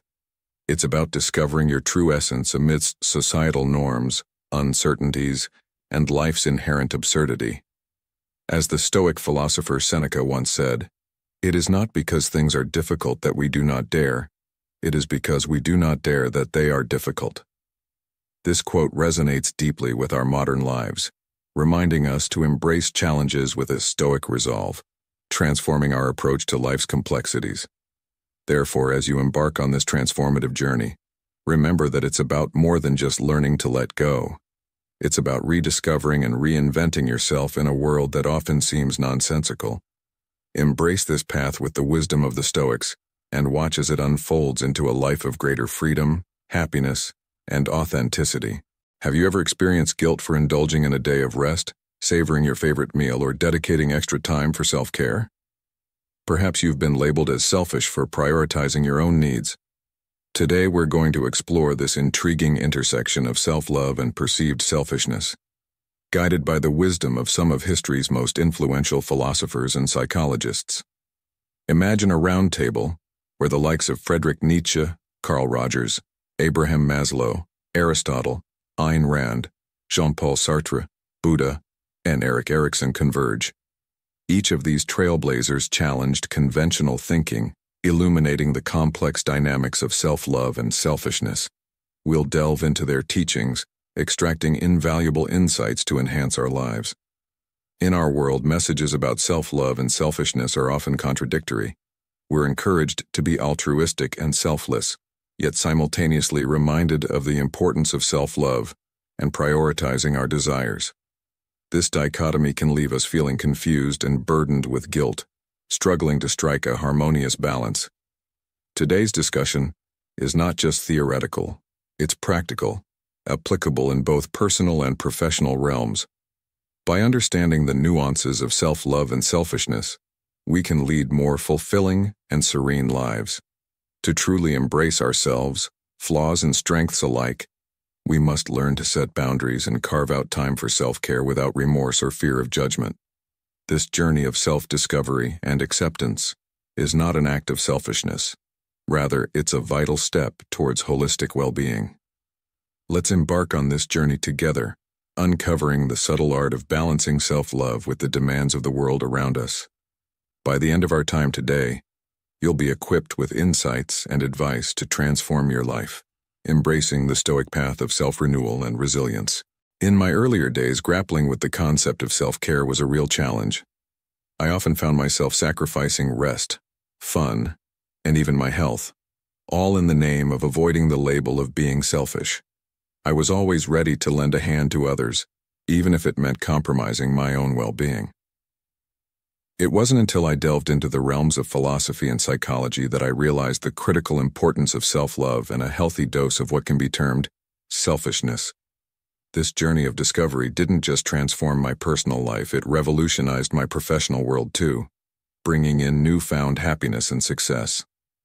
So, whether you're tuning in out of sheer curiosity, a quest for personal development, or to gain insights that could propel your career forward, this series promises to offer something of value to you. Together, we'll embark on an enlightening journey. We'll challenge prevailing misconceptions, view life through various lenses, and embark on a quest of self-discovery and understanding our role in the grand scheme of things. Understand that self-love transcends the superficial acts of pampering, like spa days or fine dining, though they can be components of it. True self-love is a profound and significant concept. It's about embracing ourselves wholly, imperfections included. It's recognizing our value and treating ourselves with kindness and respect. Self-love isn't about striving for perfection. It's about being comfortable with who we are. It's acknowledging our imperfections and understanding that it's okay to falter. It means extending the same compassion, empathy, and patience to ourselves that we readily offer to others. Loving yourself isn't a sign of vanity or arrogance. Rather, it's an acknowledgement of our humanity, our unique blend of strengths and weaknesses, and cherishing ourselves just as we are. Self-love involves nurturing our physical, social, and mental well-being. It's about setting boundaries, prioritizing our needs, indulging in our passions, and placing ourselves at the forefront. It's taking care of our bodies, stimulating our minds, and nourishing our souls. This isn't selfishness, it's essential self-preservation. As the Stoic philosopher Epictetus once said, "It's not what happens to you, but how you react to it that matters." In the context of self-love, this means recognizing that caring for oneself is not just a reaction to life's challenges, but a foundational aspect of living a balanced and fulfilling life. The concept of selfishness often carries a negative connotation, conjuring images of individuals who prioritize their own desires at the expense of others, disregarding their feelings or needs. However, this narrative only represents one facet of a multifaceted concept. In our discussion, we shift the focus from this detrimental form of selfishness to a more constructive variant. This positive selfishness involves making choices that nurture our well-being, even if they diverge from others' expectations. It's the kind of selfishness that empowers us to decline requests when overwhelmed, pursue dreams that defy societal norms, and prioritize our own needs without feeling guilty. This form of selfishness acknowledges the equal importance of our desires alongside those of others. The interplay between self-love and selfishness is often misunderstood, yet they are intrinsically linked. Embracing a degree of selfishness is essential for genuine self-love. It requires us to prioritize our needs, establish boundaries, and make choices that promote our well-being. To engage in this positive form of selfishness, we must first recognize our own worth, which is rooted in self-love.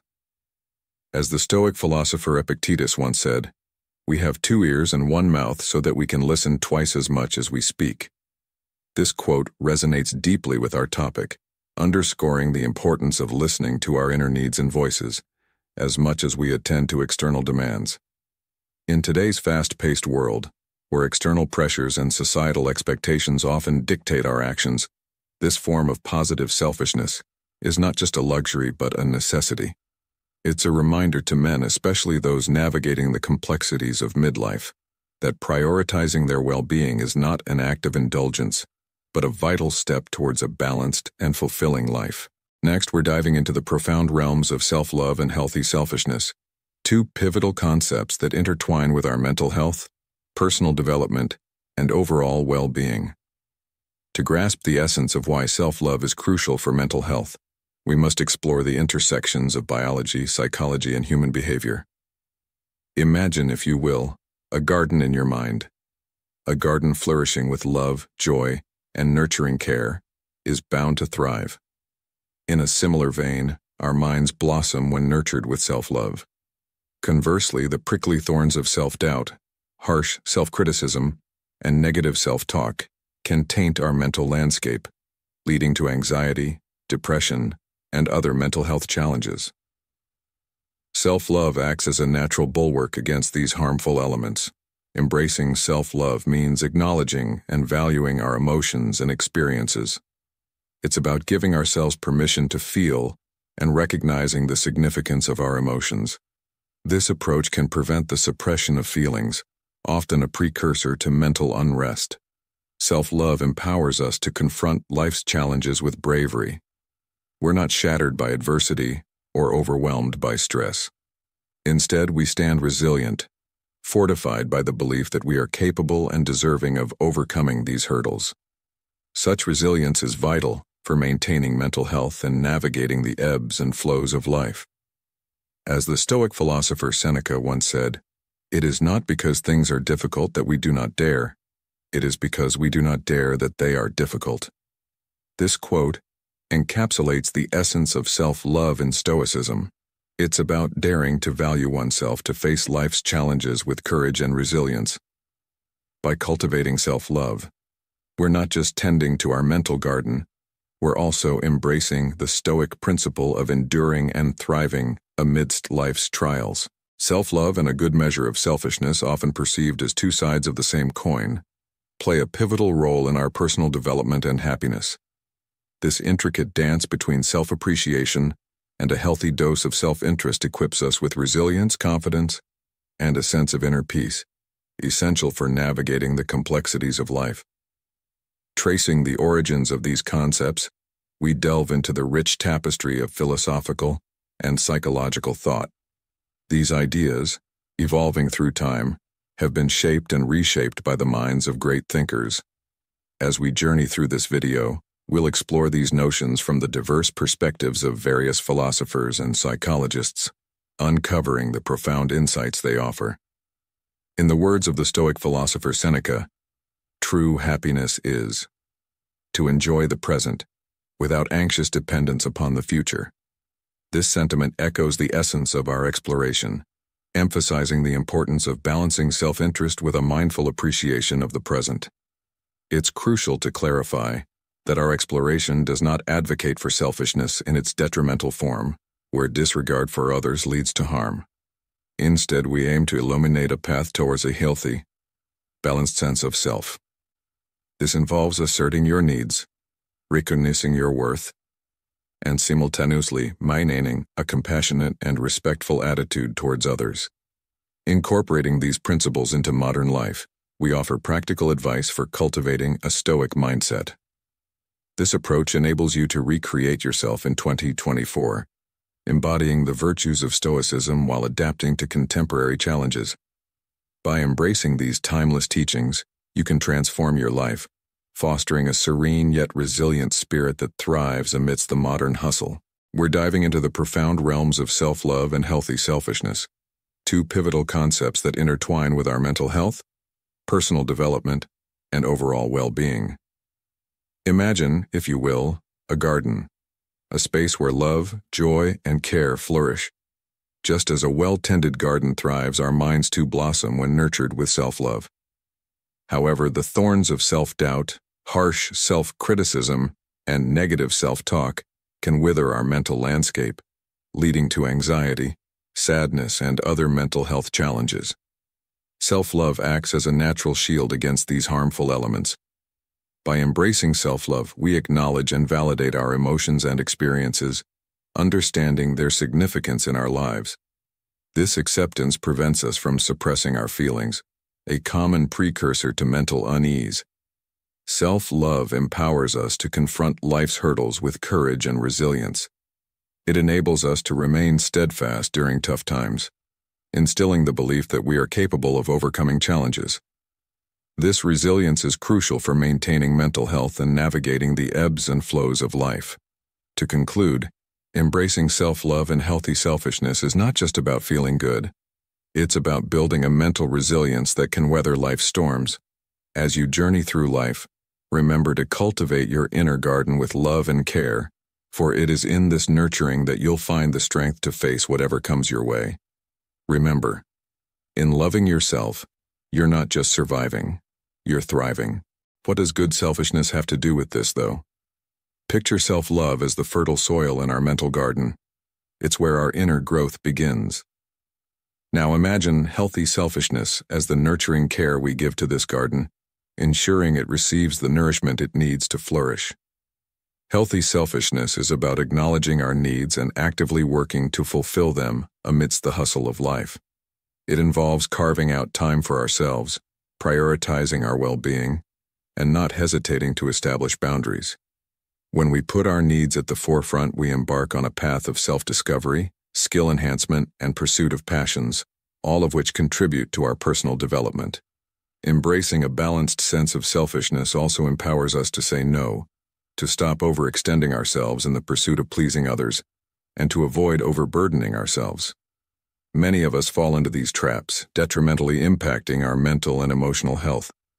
Learning to refuse what drains us is a vital step in our growth journey, a manifestation of healthy selfishness. Self-love and healthy selfishness together forge a formidable force, enabling us to lead lives marked by tranquility, happiness, and fulfillment. They maintain our mental equilibrium, foster personal growth, and equip us to confront life's challenges with confidence and resilience. By nurturing self-love, we cultivate a mental garden, a sanctuary for positive thoughts, self-esteem, and fortitude. Our healthy selfishness is the caretaker of this garden, providing it with the sustenance, attention, and care essential for its growth. These principles guide us towards a life of self-assuredness, not reliant on external approval or validation, but firmly rooted in self-appreciation and respect. Ultimately, we find a harmonious balance, attending to our needs while also being considerate of others. As we delve deeper into these concepts, we uncover profound wisdom, not just theoretical but also practical, life-altering insights. Drawing inspiration from the profound teachings of Stoic philosophers and psychologists who have shed light on the paths to self-love and healthy selfishness, let's embark on this enlightening journey with an open heart and a keen eagerness to learn. Carl Rogers, a luminary in the realm of humanistic psychology, serves as our gateway into understanding the art of self-reinvention through a Stoic lens. Born in 1902, Rogers revolutionized the field with his focus on individual human experiences and the journey toward self-actualization. This approach, contrasting sharply with the dominant psychoanalytic and behaviorist schools of thought, highlighted the inherent goodness and potential for growth within each person. His person-centered methodology, rich in empathy and understanding, continues to profoundly influence psychology, counseling, and psychotherapy. Rogers believed in the necessity of unconditional positive regard for achieving self-actualization, the pinnacle of psychological development where one's fullest potential is realized. He coined this concept to encapsulate the essence of wholeheartedly accepting and loving oneself, irrespective of one's flaws or identity. This notion of self-love stands as the cornerstone of Rogers' humanistic psychology, emphasizing the power of pure love. To augment this with a Stoic perspective, consider the words of Marcus Aurelius: "The best revenge is to be unlike him who performed the injustice." This quote resonates deeply with the Stoic journey of self-reinvention, encouraging us to rise above our challenges and transform ourselves not in spite of, but because of the obstacles we face. In delving deeper into each of these points, it becomes evident that the path to self-reinvention, especially for men aged 30 to 65, is not just about changing external circumstances, but also about nurturing an internal transformation. This journey, akin to the Stoic practice of turning adversity into advantage, involves cultivating a mindset where challenges are viewed as opportunities for growth. By embracing the principles of unconditional positive regard and self-love as advocated by Rogers, and combining them with the Stoic ethos of resilience and virtue, one can navigate the modern world with wisdom and serenity. In essence, the fusion of Rogers' humanistic approach with Stoic philosophy offers a powerful framework for self-reinvention. It's a call to embrace our inherent potential, to love ourselves unconditionally, and to use the trials of life as stepping stones to a higher self.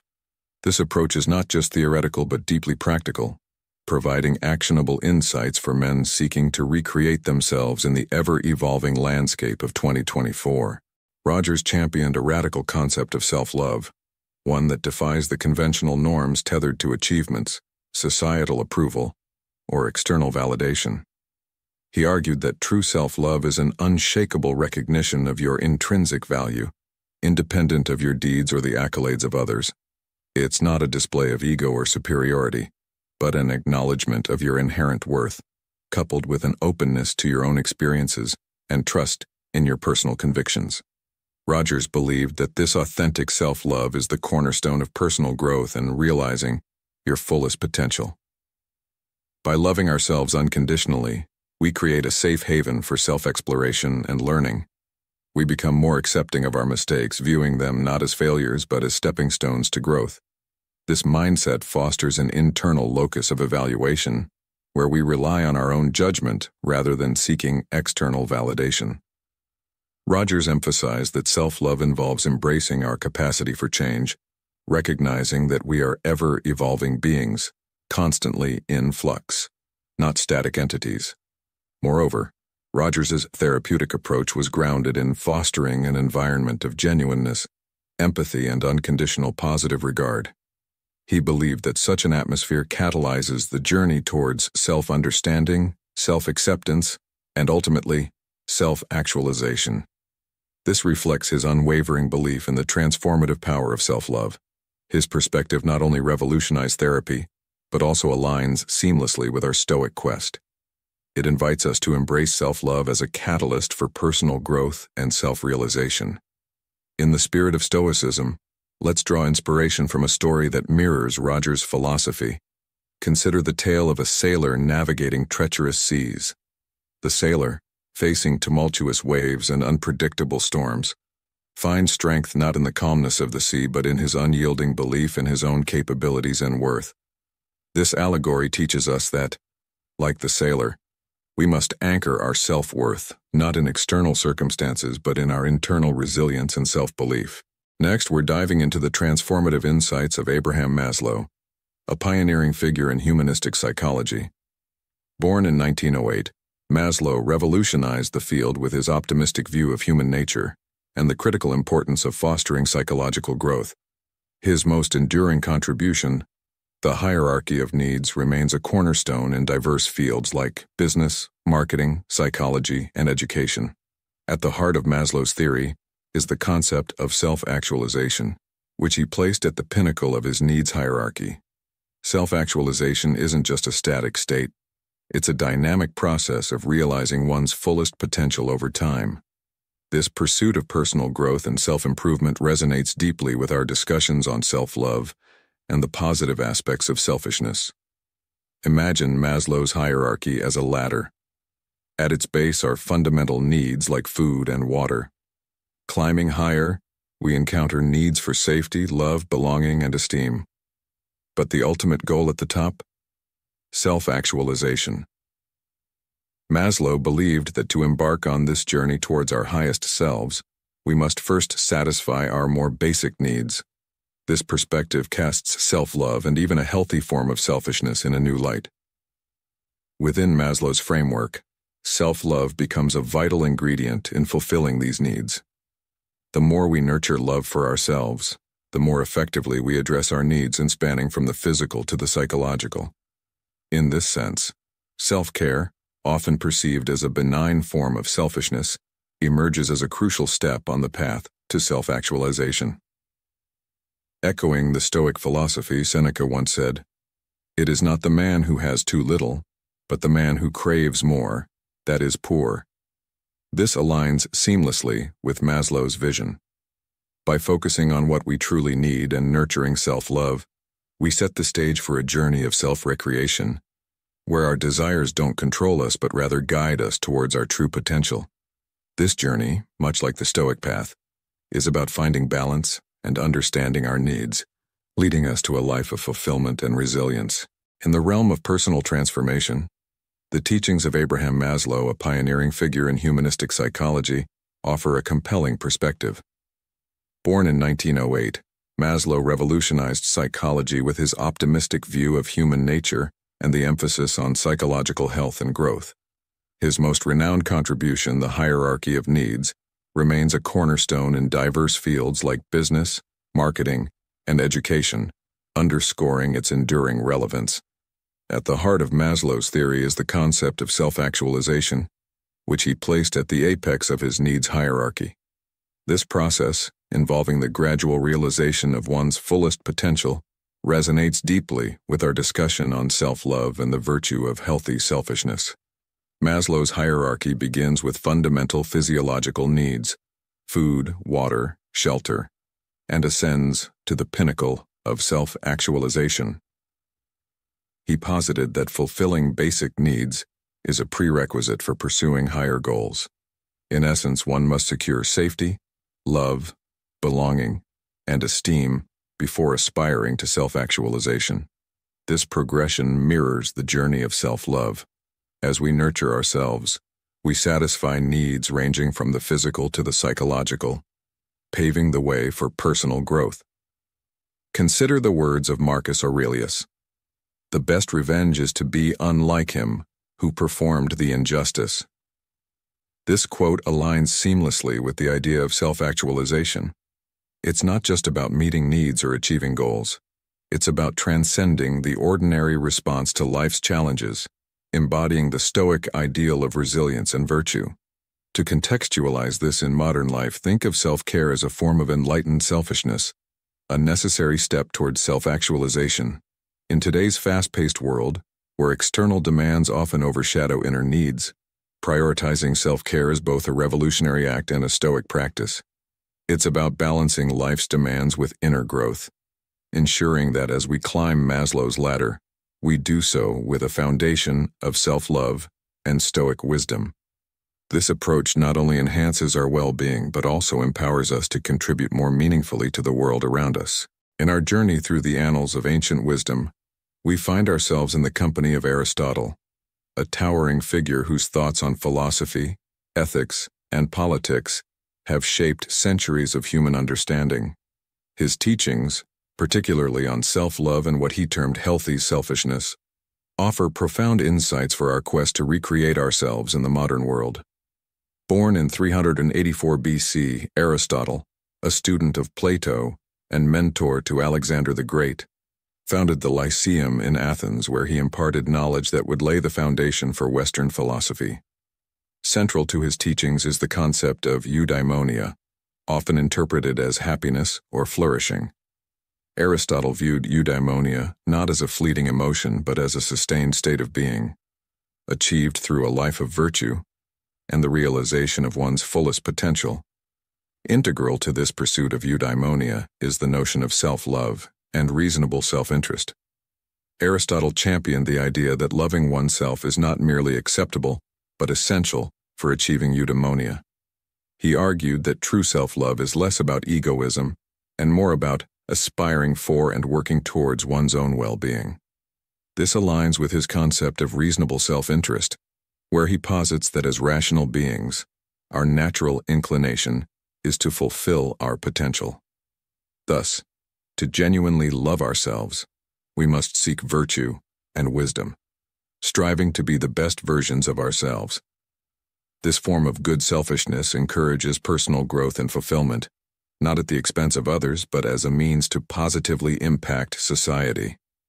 Imagine, if you will, a gardener tending to their garden. Just as the gardener nurtures each plant to help it grow to its fullest potential, so too must we nurture ourselves.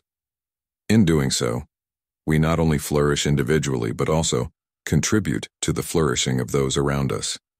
In conclusion, Aristotle's teachings remind us that the path to recreating ourselves lies in embracing a form of self-love that is grounded in virtue and wisdom. By doing so, we not only achieve personal growth and satisfaction, but also become agents of positive change in society. So, as you navigate the waters of life, remember to cultivate your inner garden with the seeds of self-love and reasonable self-interest, for in them lies the key to a fulfilling and impactful existence. Imagine you're an artist pouring your heart and soul into your craft. According to Aristotle, true self-love is about harnessing your unique talents, refining your skills, and realizing your utmost potential. It's about making your mark in the world in a way that only you can, by embracing your passions and capabilities. Now picture a crossroads in your career, a high-paying job that leaves you unfulfilled versus a less lucrative one that brings you joy. Aristotle's teaching suggests that loving yourself means choosing the path that leads to true happiness and fulfillment, even if it appears more challenging or less immediately rewarding. These scenarios encapsulate Aristotle's concept of eudaimonia, a term that signifies a life of virtue and personal excellence. It's about understanding that self-love and a healthy dose of selfishness are not just beneficial, but essential. They propel us towards self-improvement and achieving our full potential. This, in turn, contributes to our personal growth and the betterment of our communities. Aristotle's insights offer a fresh perspective on self-love and healthy selfishness, illustrating how these concepts are not contradictory but complementary in crafting a fulfilling life. His philosophy urges us to reflect on our strengths, our passions, and the choices we make. It underscores the importance of loving ourselves wisely and acting in our own best interests. As the Stoic philosopher Seneca once said, "It is not the man who has too little, but the man who craves more, that is poor." This aligns beautifully with Aristotle's view, reminding us that true wealth lies in contentment and self-realization, not in external accolades or material gains.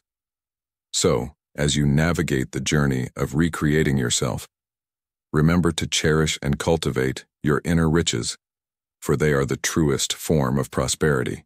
Embarking on a journey of self-recreation in the Stoic spirit, we find ourselves at a fascinating juncture with Ayn Rand, a figure whose ideas, though controversial, offer a unique perspective on self-transformation. Born in Russia in 1905 and later settling in the United States, Rand developed a philosophy known as objectivism, prominently featured in her works The Fountainhead and Atlas Shrugged. This philosophy champions a concept she termed the virtue of selfishness, which intriguingly redefines our understanding of self-love and healthy selfishness. At the core of Rand's philosophy is the belief that personal happiness is the ultimate aim of life, advocating a form of rational self-interest, where one's own life and joy are paramount. Objectivism posits a moral imperative to prioritize oneself, to not be obliged to sacrifice for others, and to uphold one's rights. In The Virtue of Selfishness, Rand clarifies that her brand of selfishness isn't about disregard for others, but rather a refusal to forsake one's values or happiness for them. It's crucial to recognize that Rand's concept of enlightened selfishness doesn't condone harm or exploitation of others.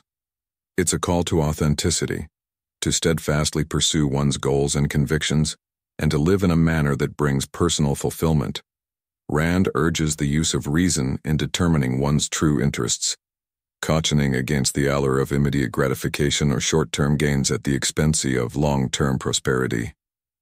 As the Stoic philosopher Epictetus once said, "We have 2 ears and 1 mouth so that we can listen twice as much as we speak." This echoes the importance of introspection and understanding in the process of self-recreation. By embracing a philosophy that values self-fulfillment and personal growth, one can navigate life's challenges with resilience and clarity, embodying the Stoic ideal of serenity amidst the ever-changing tides of existence. Next, we're diving into the concept of reasonable selfishness, a term coined by Ayn Rand, and its surprising alignment with Stoic principles. Rand emphasizes that rational is key in understanding this concept.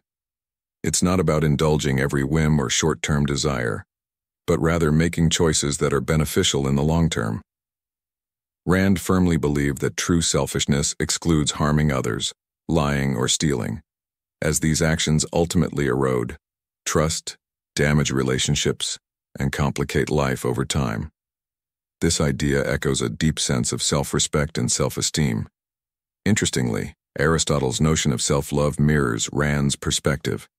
It's about nurturing a love for oneself, being true to one's principles, and pursuing personal growth and fulfillment. Rand argued that this logical form of selfishness is essential for a just society.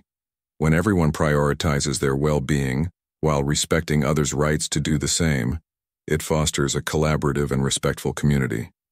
According to Rand, a world where everyone practices logical selfishness is one marked by freedom, happiness, and mutual respect. Now let's connect this to Stoicism. Stoics advocate for living in harmony with nature and understanding our role in the larger scheme of things. This includes recognizing and respecting our needs and those of others. By embracing reasonable selfishness, we're not just looking out for ourselves in a narrow sense, but we're also contributing to the well-being of our community. It's about finding that balance where personal growth aligns with societal harmony. To bring this home, imagine you're at a crossroads in your life. You're faced with a decision that could either serve your immediate desires or benefit you in the long run. Reflecting on Rand's idea of reasonable selfishness, you choose the path that not only respects your future self but also considers the impact on those around you. This decision-making process is a perfect example of Stoic wisdom in action. In our journey of self-reconstruction akin to the Stoic way, we encounter the intriguing perspective of Ayn Rand on self-love and what she terms rational selfishness. This concept, seemingly at odds with conventional wisdom, invites us to reevaluate our understanding of selfishness. It's a powerful call to align our lives with our core values and self-interest, recognizing the pivotal role this alignment plays in our overall well-being and contentment. Rand's viewpoint, though often perceived as excessively radical or even as an endorsement of heartless self-centeredness, actually underscores a profound truth. By embracing and honoring our true selves, we not only cultivate personal joy but also contribute to creating a society that's more transparent, genuine, and ultimately harmonious. In the words of the Stoic philosopher Epictetus, first say to yourself what you would be, and then do what you have to do. This encapsulates the essence of our discussion. It's about understanding who we are and what we stand for, then living in a way that reflects those truths. This process of self-discovery and alignment is not just a path to individual happiness but a cornerstone for building a more authentic and peaceful world. As we delve into this concept, remember that the journey of recreating oneself is not just about introspection, but also about action. It's a continuous process of aligning our actions with our inner values, a principle deeply rooted in Stoic philosophy. By doing so, we not only transform ourselves, but also the world around us, one step at a time. In our exploration of the tranquil realm of Stoicism, we encounter the remarkable Epictetus, a luminary born into adversity as a slave in Phrygia around 55 AD, yet rising to become a pivotal figure in Stoic philosophy. His teachings, resonating through centuries, remain profoundly relevant in our modern era. Stoicism posits that true contentment springs from virtue, wisdom, and ethical living. It teaches us that while the external world may be beyond our control, our responses to it are not. This philosophy advocates for a serene acceptance of fate and circumstances, urging us to cultivate improvement through reason, self-discipline, and moral integrity. Epictetus, a paragon of Stoic thought, is celebrated for his insights into inner freedom and mastery over oneself. His seminal works, Discourses and Enchiridion, delve deeply into these concepts. Central to his philosophy is the discernment between what lies within our power, our thoughts, emotions, and actions, and what does not, such as external events, others' actions, or their opinions. This understanding forms the cornerstone of both his teachings and Stoic philosophy at large. The Stoic concept of self-control transcends mere avoidance of temptation or impulsive behavior. It embodies the mastery of our reactions and emotions in the face of life's vicissitudes. It's an acknowledgement that our inner peace and happiness are not dictated by external circumstances but by our responses to them. This perspective aligns seamlessly with the ethos of self-love, emphasizing the importance of nurturing our mental and emotional well-being and maintaining our inner tranquility. In the words of Seneca, we suffer more often in imagination than in reality. This quote underscores the Stoic belief in the power of perception and the importance of managing our internal dialogue. By applying these Stoic principles, men learning to recreate themselves can find a powerful framework for personal transformation. This journey involves embracing the Stoic virtues of wisdom, courage, justice, and temperance, integrating them into daily life, and viewing challenges as opportunities for growth and self-improvement. In doing so, they can achieve a harmonious balance between accepting what cannot be changed and courageously changing what can, thereby embodying the essence of modern Stoicism. In this guide on how to recreate yourself like a Stoic in 2024, we delve into the essence of Stoicism, a philosophy that teaches us the art of self-care beyond the conventional understanding. It's not merely about indulging or relaxing, it's about harmonizing your mind, body, and soul. This harmony is achieved through practices like meditation, reflection, and maintaining your health. Stoicism advocates for nurturing our reasoning, mastering our emotions, and cultivating virtue. These elements are intertwined with the concept of self-love and acting in your own best interests. Epictetus, a luminary in Stoic philosophy, profoundly underscores the ideas of self-love and rational self-interest. He encourages us to prioritize inner peace, clarity of thought, and upholding moral virtues. These are not just acts of self-care, but are expressions of self-love and self-interest. The crux of his teaching lies in maintaining inner freedom and self-control. Being self-aware, respecting oneself, and taking charge of our mental well-being are pivotal in this journey of self-love and self-improvement. Imagine you're grappling with a challenging project at work, feeling the weight of anxiety. Here, Epictetus's wisdom comes to the rescue. Assess what's within your control. You might not dictate the project's outcome, but you can influence your effort, time management, and stress handling strategies.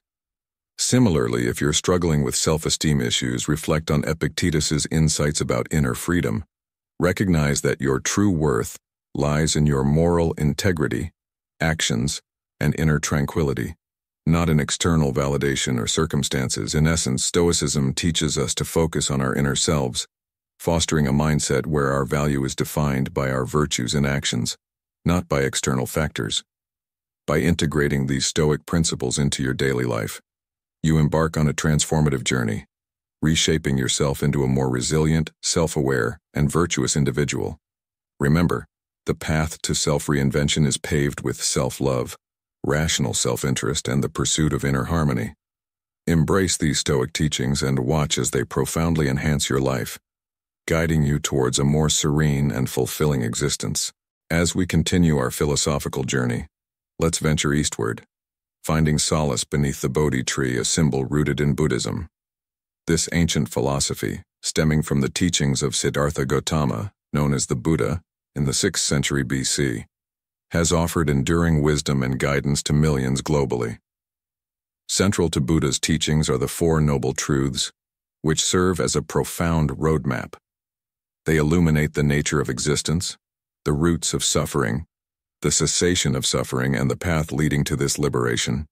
Integral to this path is the Noble Eightfold Path, or the Middle Way, a balanced approach to life that Buddha advocated as the key to ending suffering and achieving nirvana, a state of ultimate peace and understanding. The Middle Way, synonymous with the Noble Eightfold Path, is a journey of moderation, avoiding the extremes of indulgence and asceticism. Buddha discovered this path after experiencing both the extremes of opulence and severe austerity, realizing that true happiness and enlightenment lie not in material wealth or self-denial, but in a balanced life. This path encompasses 8 aspects: right view, right intention, right speech, right action, right livelihood, right effort, right mindfulness, and right concentration.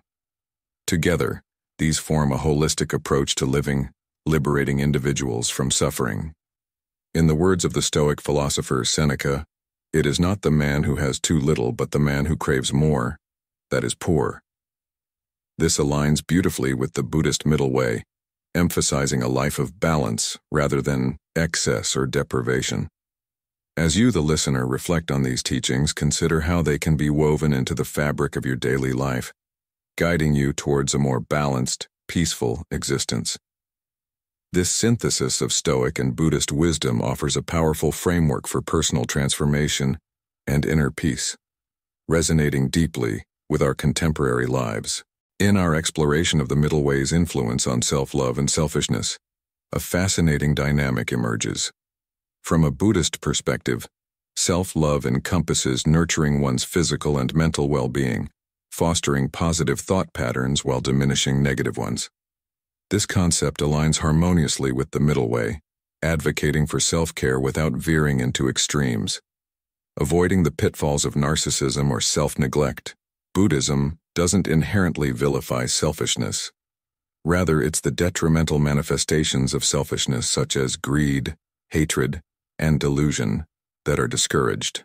These are the roots of suffering, leading one astray from the righteous path. Yet a balanced sense of selfishness focusing on one's well-being is vital in Buddhism, fostering self-love and compassion, essential elements in navigating the middle way. Consider meditation, a cornerstone of Buddhist practice, embodying both self-love and constructive selfishness. It's a period devoted solely to oneself, an inward journey fostering peace and mindfulness. This practice epitomizes the middle way, nurturing equilibrium and shunning extremes like excessive external focus or total detachment. In the context of modern life, the middle way offers guidance to balance personal and professional realms, addressing our needs while not overlooking our duties to others. It encourages a healthy lifestyle, avoiding overindulgence in sensory pleasures or denying oneself happiness and comfort. It teaches us to approach life with equanimity, understanding, and compassion, not only towards others, but also towards ourselves. The Buddha's middle way presents a profound view on the fine line between self-love and selfishness. It urges us to develop self-love and a balanced self-interest, steering clear of the extremes of self-indulgence or self-denial. As Marcus Aurelius, a Stoic philosopher, once said, "The best revenge is to be unlike him who performed the injustice."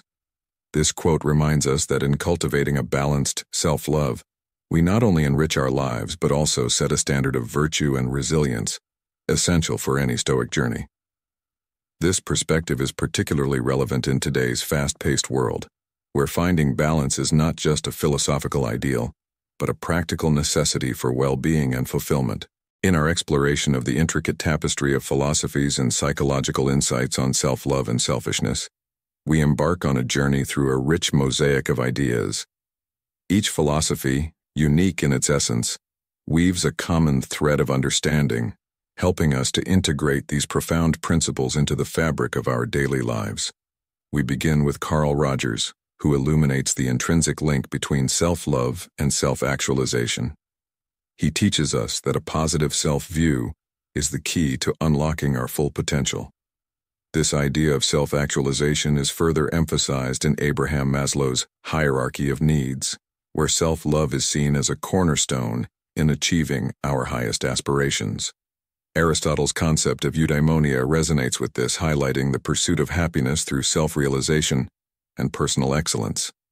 In contrast, Ayn Rand introduces the notion of rational selfishness in objectivism, suggesting that pursuing one's self-interest when done rationally is the epitome of moral purpose.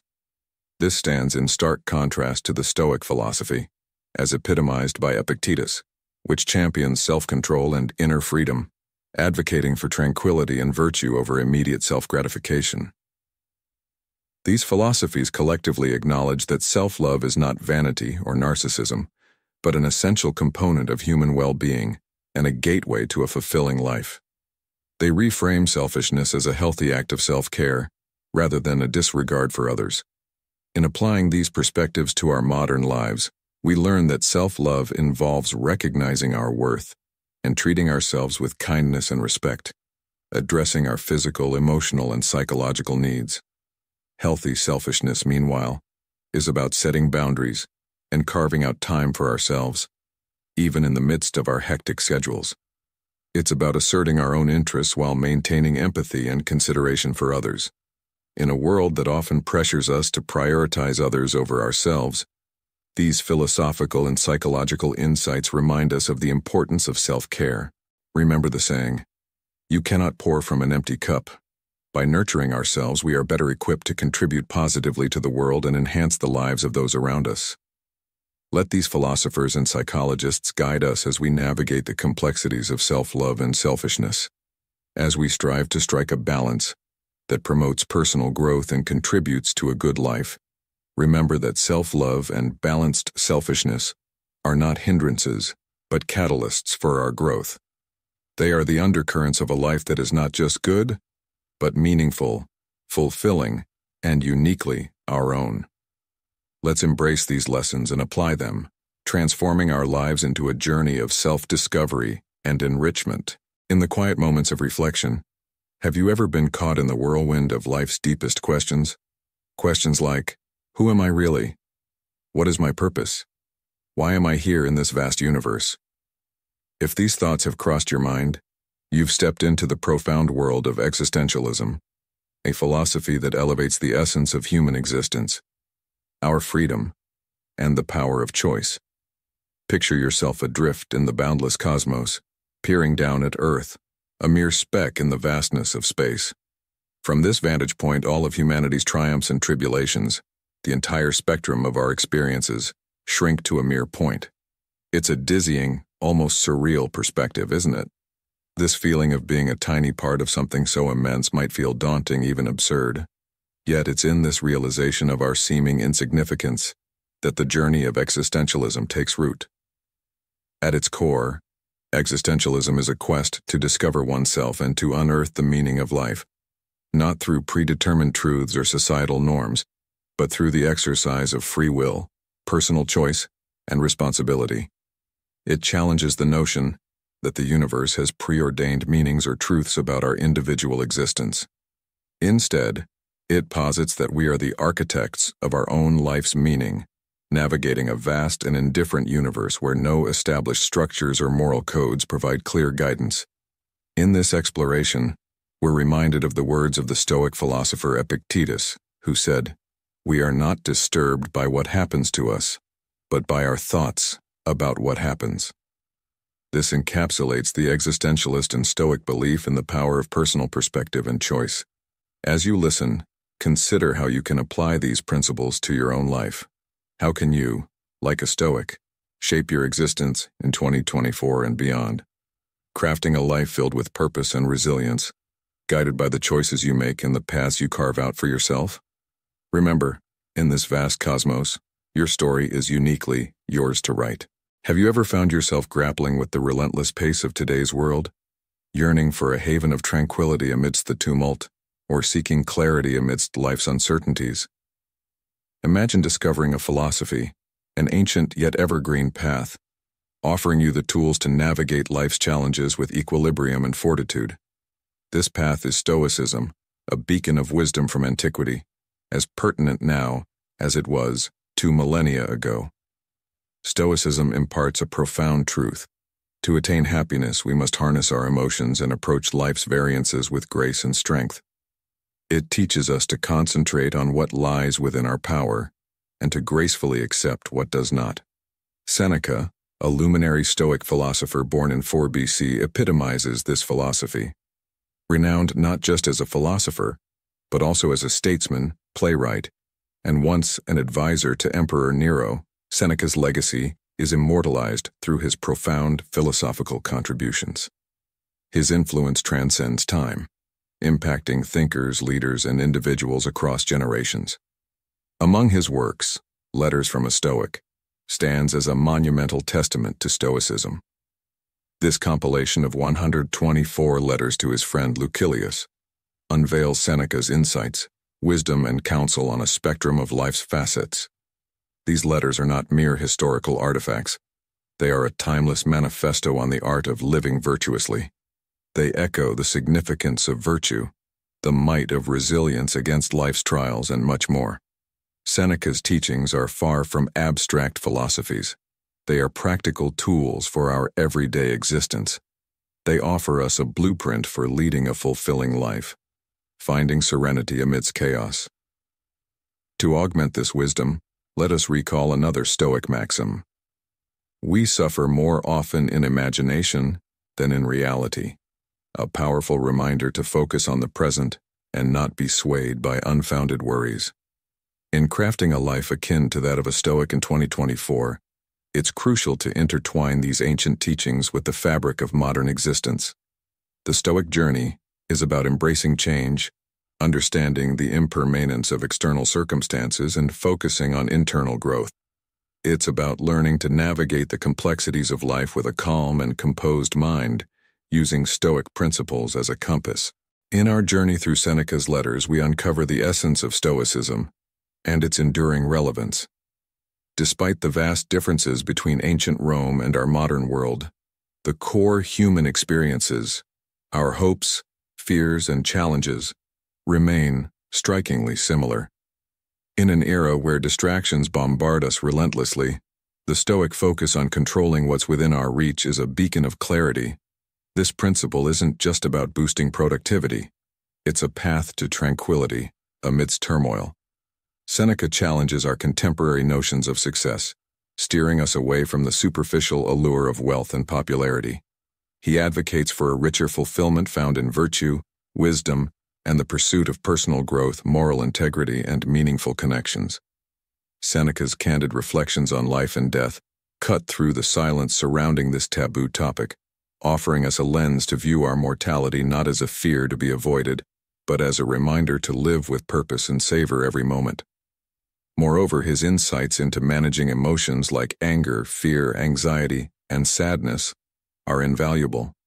These teachings on emotional resilience, self-discipline, and rational thinking are not just philosophical musings. They are practical tools for mental well-being. Imagine yourself in a bustling city, surrounded by noise and chaos, yet finding a serene space within where you can calmly observe and choose your responses. This is the power of Stoicism. It teaches us to be like the sturdy oak tree, standing firm amidst the storm, rooted in our values and wisdom. Seneca eloquently stated, "Fire is the test of gold, adversity of strong men." This poignant analogy beautifully encapsulates his perspective on life's challenges. Just as fire purifies gold, adversity serves as a crucible that fortifies our character. This isn't a call to pursue hardship for its own sake, but rather an invitation to transform our perception of life's inevitable struggles, discovering in them the strength and resilience to persevere. How do we apply this age-old wisdom today? Consider the global pandemic, a period marked by health risks, economic turmoil, and pervasive uncertainty. Yet, it also acted as a crucible, compelling individuals, communities, and nations to demonstrate resilience, foster innovation, and adapt. Personal adversities, be it job loss, the end of a relationship, or health concerns, while distressing, are also gateways to personal growth. The pandemic era saw people mastering remote work, businesses transitioning to digital realms, communities uniting in solidarity, and healthcare systems rapidly innovating. Job loss became a catalyst for finding more fulfilling work or entrepreneurial ventures. The end of relationships led to introspection and self-improvement. Health scares became urgent calls for healthier living. Stoicism teaches us to confront, not evade, our pain. It encourages us to acknowledge our struggles, accept their reality, and harness them for transformation and growth. Stoics believe that while we may not have control over every circumstance, our response is ours to command. This philosophy doesn't trivialize the difficulty of hardships, but reframes adversity as a chance for development and evolution. As Marcus Aurelius, another Stoic philosopher, wisely said, "The obstacle on the path becomes the way." This perspective shifts our view of challenges from being obstructions to being stepping stones for personal and collective progress. In the bustling rhythm of modern life, the wisdom of Seneca, an eminent Stoic philosopher, emerges as a beacon, guiding us towards a more mindful existence. Imagine immersing yourself completely in every moment of your life, whether you're engrossed in work, cherishing time with loved ones, or relishing a solitary pause. This practice of mindfulness, being wholly present in the now, not only deepens our appreciation of life's tapestry, but also sharpens our focus, boosts productivity, and nurtures our well-being. Reflect on your daily routines and question the value they add to your life. Are there tasks that drain your time without bringing joy or purpose? It's essential to identify these, delegate, eliminate, or simplify them, thereby carving out more space for what truly matters to you. Remember, each minute spent on the trivial is a minute lost to the meaningful. Moreover, cultivating gratitude for the time we have is crucial. Instead of lamenting the swift passage of time, cherish every day, hour, and breath as precious gifts. While it's important to set goals and strive towards them, it's equally vital to savor the journey towards these aspirations. Life unfolds in the present. This is where our focus should lie. Seneca's poignant reflection on the brevity of life serves as a powerful wake-up call, urging us not to squander time or postpone our happiness. As is a tale, so is life. Not how long it is, but how good it is what matters, Seneca reminds us. This quote resonates profoundly with our quest to live fully in the present, embracing each moment with the vigor and clarity of a Stoic.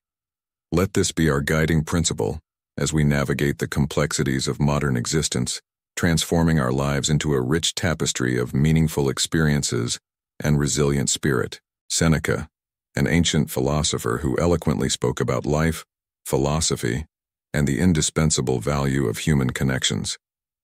His timeless wisdom, particularly on friendships, resonates deeply even in our modern era. Seneca once said, "One of the most beautiful qualities of true friendship is to understand and to be understood." This statement, simple yet profound, encapsulates the essence of what true friendship entails and its significance in our lives. Imagine friendship as a two-way street paved with empathy. It's not just about being understood, but also striving to understand others. This mutual empathy, the willingness to listen, share, and see the world through each other's eyes, forms the bedrock of meaningful relationships. In our fast-paced, digitally connected world where emotional distances can grow despite physical proximity, maintaining these empathetic bonds is more crucial than ever. It's about nurturing heart-to-heart connections, being present in times of need, and sharing moments of joy and laughter. Seneca's teachings prompt us to reflect on our current relationships.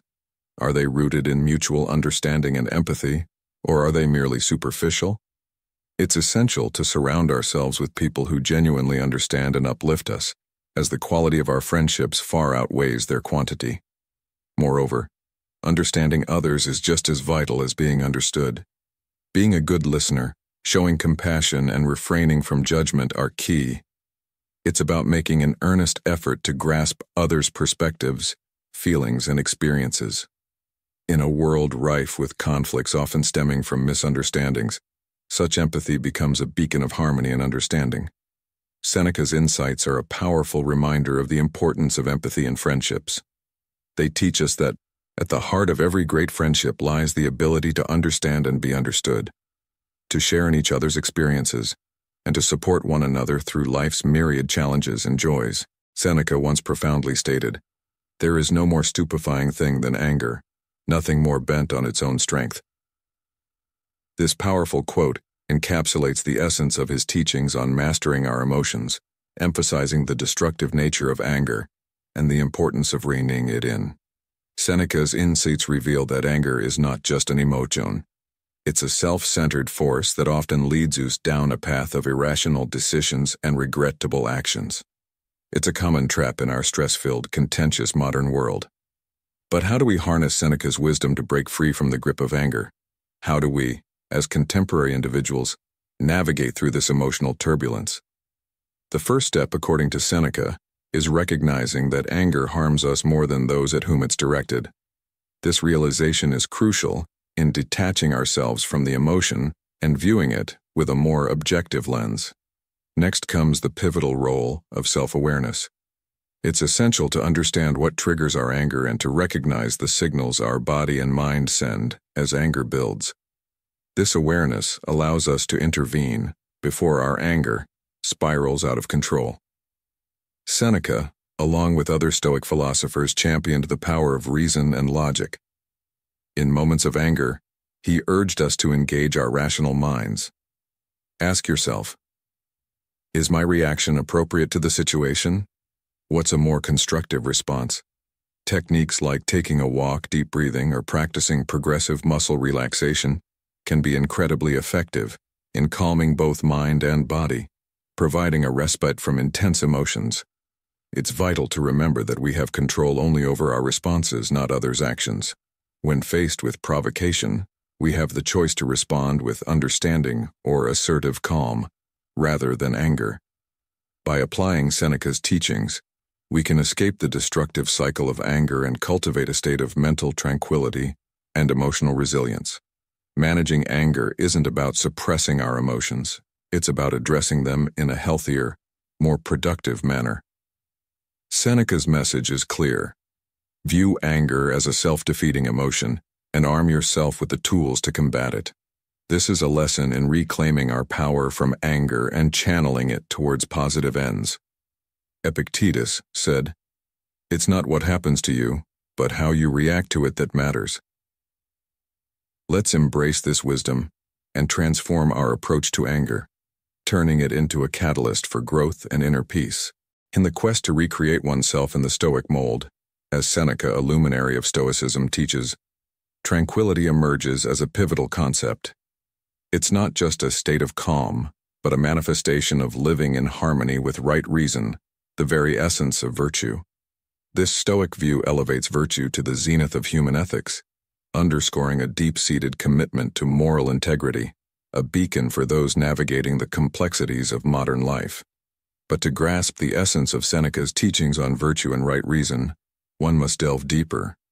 For Seneca and his fellow Stoic philosophers, virtue wasn't just an ideal. It was the supreme good, transcending wealth, fame, pleasure, and even life itself. To embody virtue is to live a life steeped in reason and wisdom. It means treating others with fairness, facing life's challenges with courage, resisting temptations with self-control, and applying wisdom in every facet of life. Incorporating these principles into the fabric of our daily existence, especially in today's fast-paced world, requires a profound understanding and a steadfast commitment.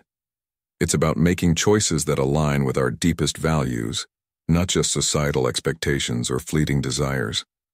As Marcus Aurelius, another Stoic sage, profoundly stated, "You have power over your mind, not outside events. Realize this, and you will find strength."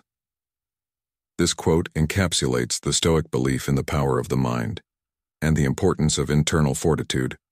To truly recreate oneself in the Stoic way in 2024, it's essential to internalize these teachings and apply them consistently.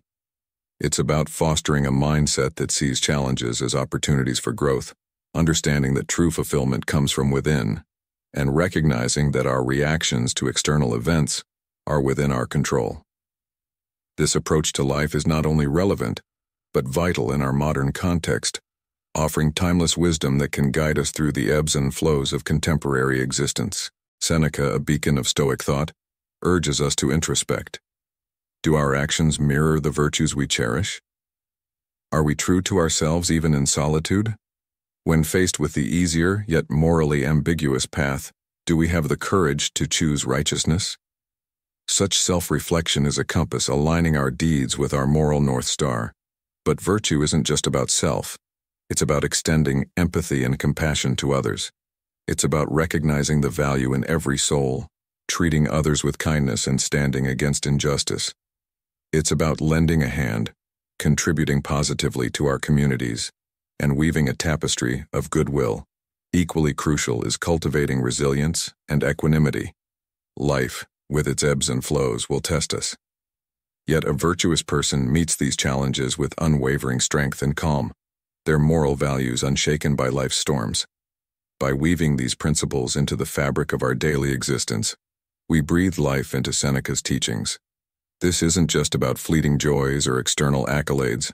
It's about a deep-seated fulfillment and peace. It's about living a life that resonates with virtue and right reason, a life that is, in its purest form, the embodiment of the highest good.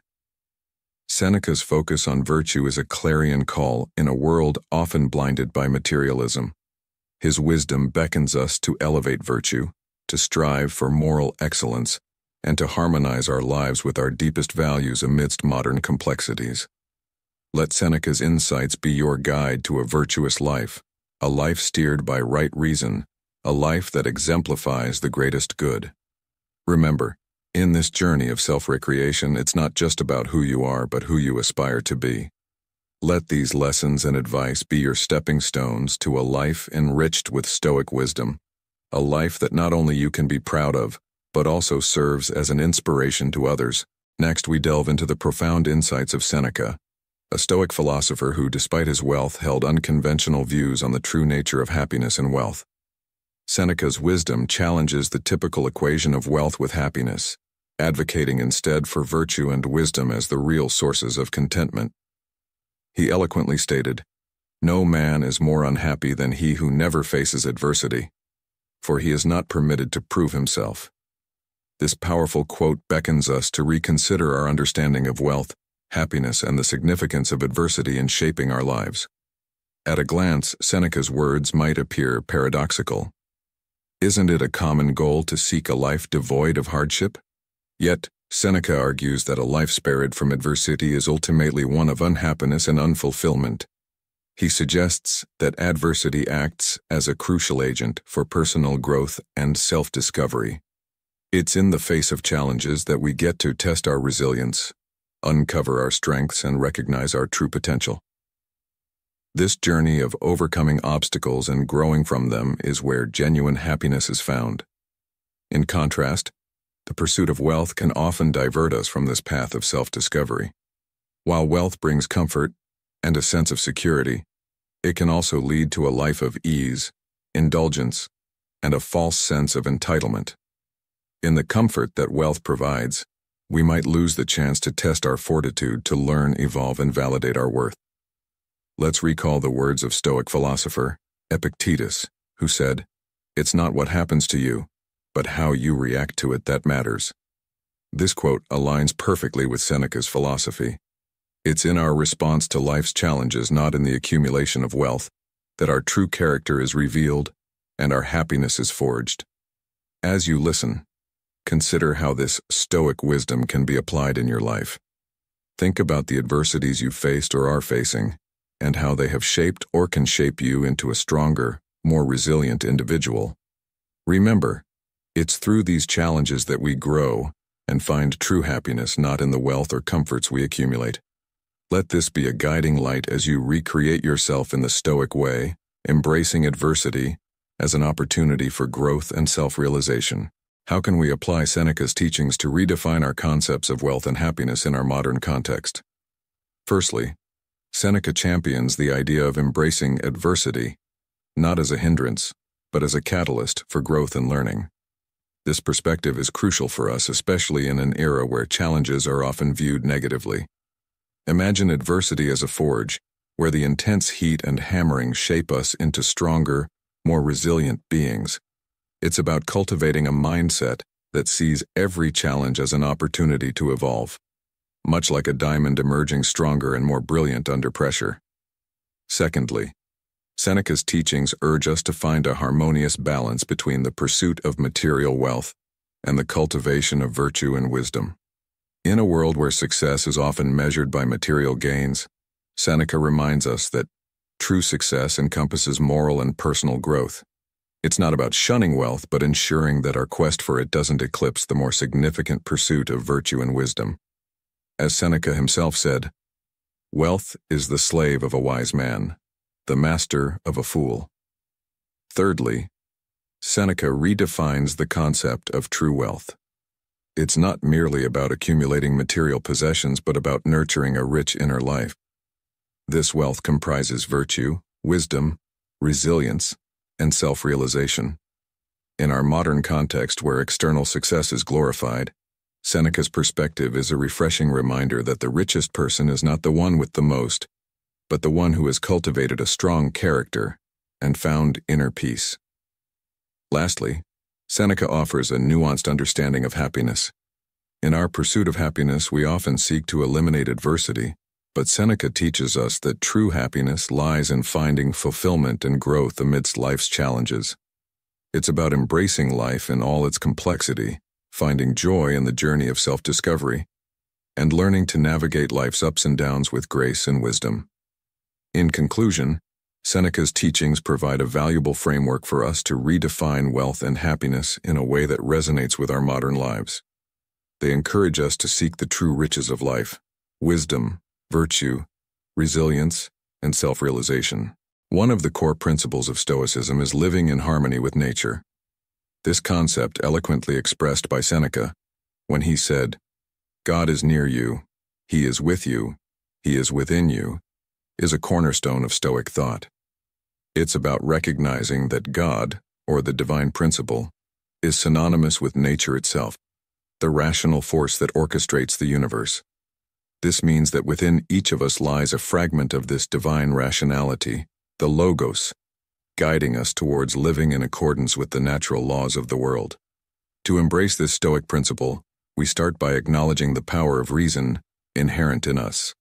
As human beings, our unique ability to reason sets us apart, enabling us to discern, understand, and align with the natural order. Living in harmony with nature, thus, is about using our rationality to make thoughtful decisions, to distinguish between what's right and wrong, and to adeptly navigate the complexities of life. Seneca's profound words also encourage us to accept the natural rhythms of the universe. Life, much like nature, undergoes cycles of birth, growth, decay, and death. Embracing these phases helps us find serenity in life's transient nature and to cherish the present moment. Moreover, this philosophy extends to recognizing our interconnectedness with the world. We are part of a vast tapestry that includes fellow humans, other creatures, and the environment. Living in harmony with nature, therefore, involves nurturing healthy relationships, contributing positively to our communities, and treating our environment with respect and care. In conclusion, to recreate yourself like a Stoic in 2024, embrace the wisdom of living in harmony with nature. Recognize the divine rationality within you. Use your reason to navigate life wisely, accept life's natural cycles, and understand your role in the larger scheme of things. By doing so, you'll not only improve your own life but also contribute positively to the world around you. Remember, as Seneca said, the divine is not just near you, it is within you, guiding you towards a life of harmony and wisdom. In the heart of Stoicism lies a profound principle: living in harmony with nature, a concept beautifully captured by Seneca's profound words: God is near you, He is with you, He is within you.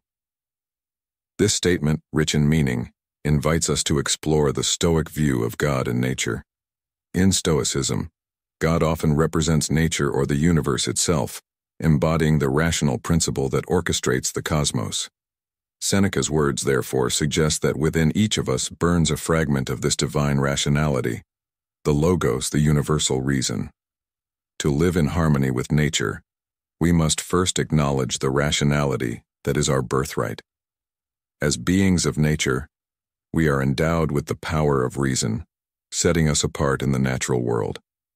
This gift of rationality empowers us to discern, comprehend, and align with the natural order. Thus, to live in sync with nature is to use our reason to make wise choices, distinguish between good and evil, and skillfully navigate the complexities of life. Moreover, Seneca's insight encourages us to embrace the natural flow of the universe. Nature moves through cycles of birth, growth, decay, and death, and our lives mirror these stages.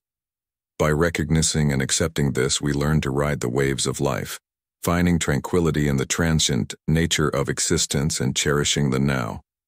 Additionally, living harmoniously with nature means acknowledging our deep connection with others and the world.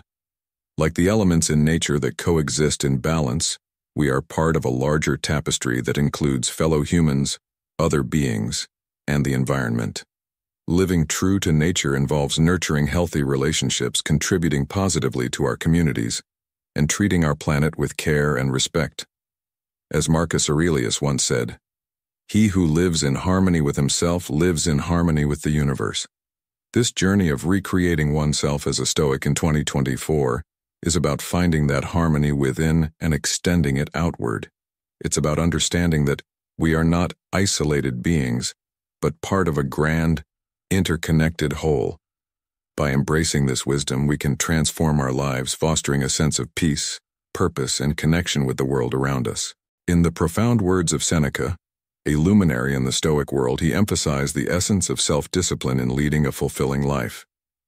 His poignant statement, "It is not the man who has too little, but the man who craves more, that is poor," captures the heart of this philosophy. Let's unpack this, shall we? When Seneca speaks of craving more, he's pointing to our unchecked desires, the relentless pursuit of wealth, power, or pleasure. It's a trap, where the absence of self-discipline and contentment leads us into an endless chase for the next high. The art of self-discipline, therefore, is about reining in these cravings. It's about cultivating a sense of satisfaction with what we have, aligning our desires with virtue and reason, and managing our wants in a balanced manner. The journey to mastering self-discipline begins with self-awareness. It's about introspecting our motives behind our desires. Are these cravings steering our ship? We need to critically evaluate our wants. Do they resonate with our core values and life's philosophy? Or are they simply luring us into wanting more? This process of self-evaluation isn't a one-off exercise. It's a continuous practice, a habitual introspection of our desires, assessing their validity, and adjusting our actions accordingly. It's a perpetual journey of self-improvement, a path of constantly refining ourselves. In this process, let's remember the words of Stoic philosopher Epictetus, who said, "We are not disturbed by what happens to us, but by our thoughts about what happens."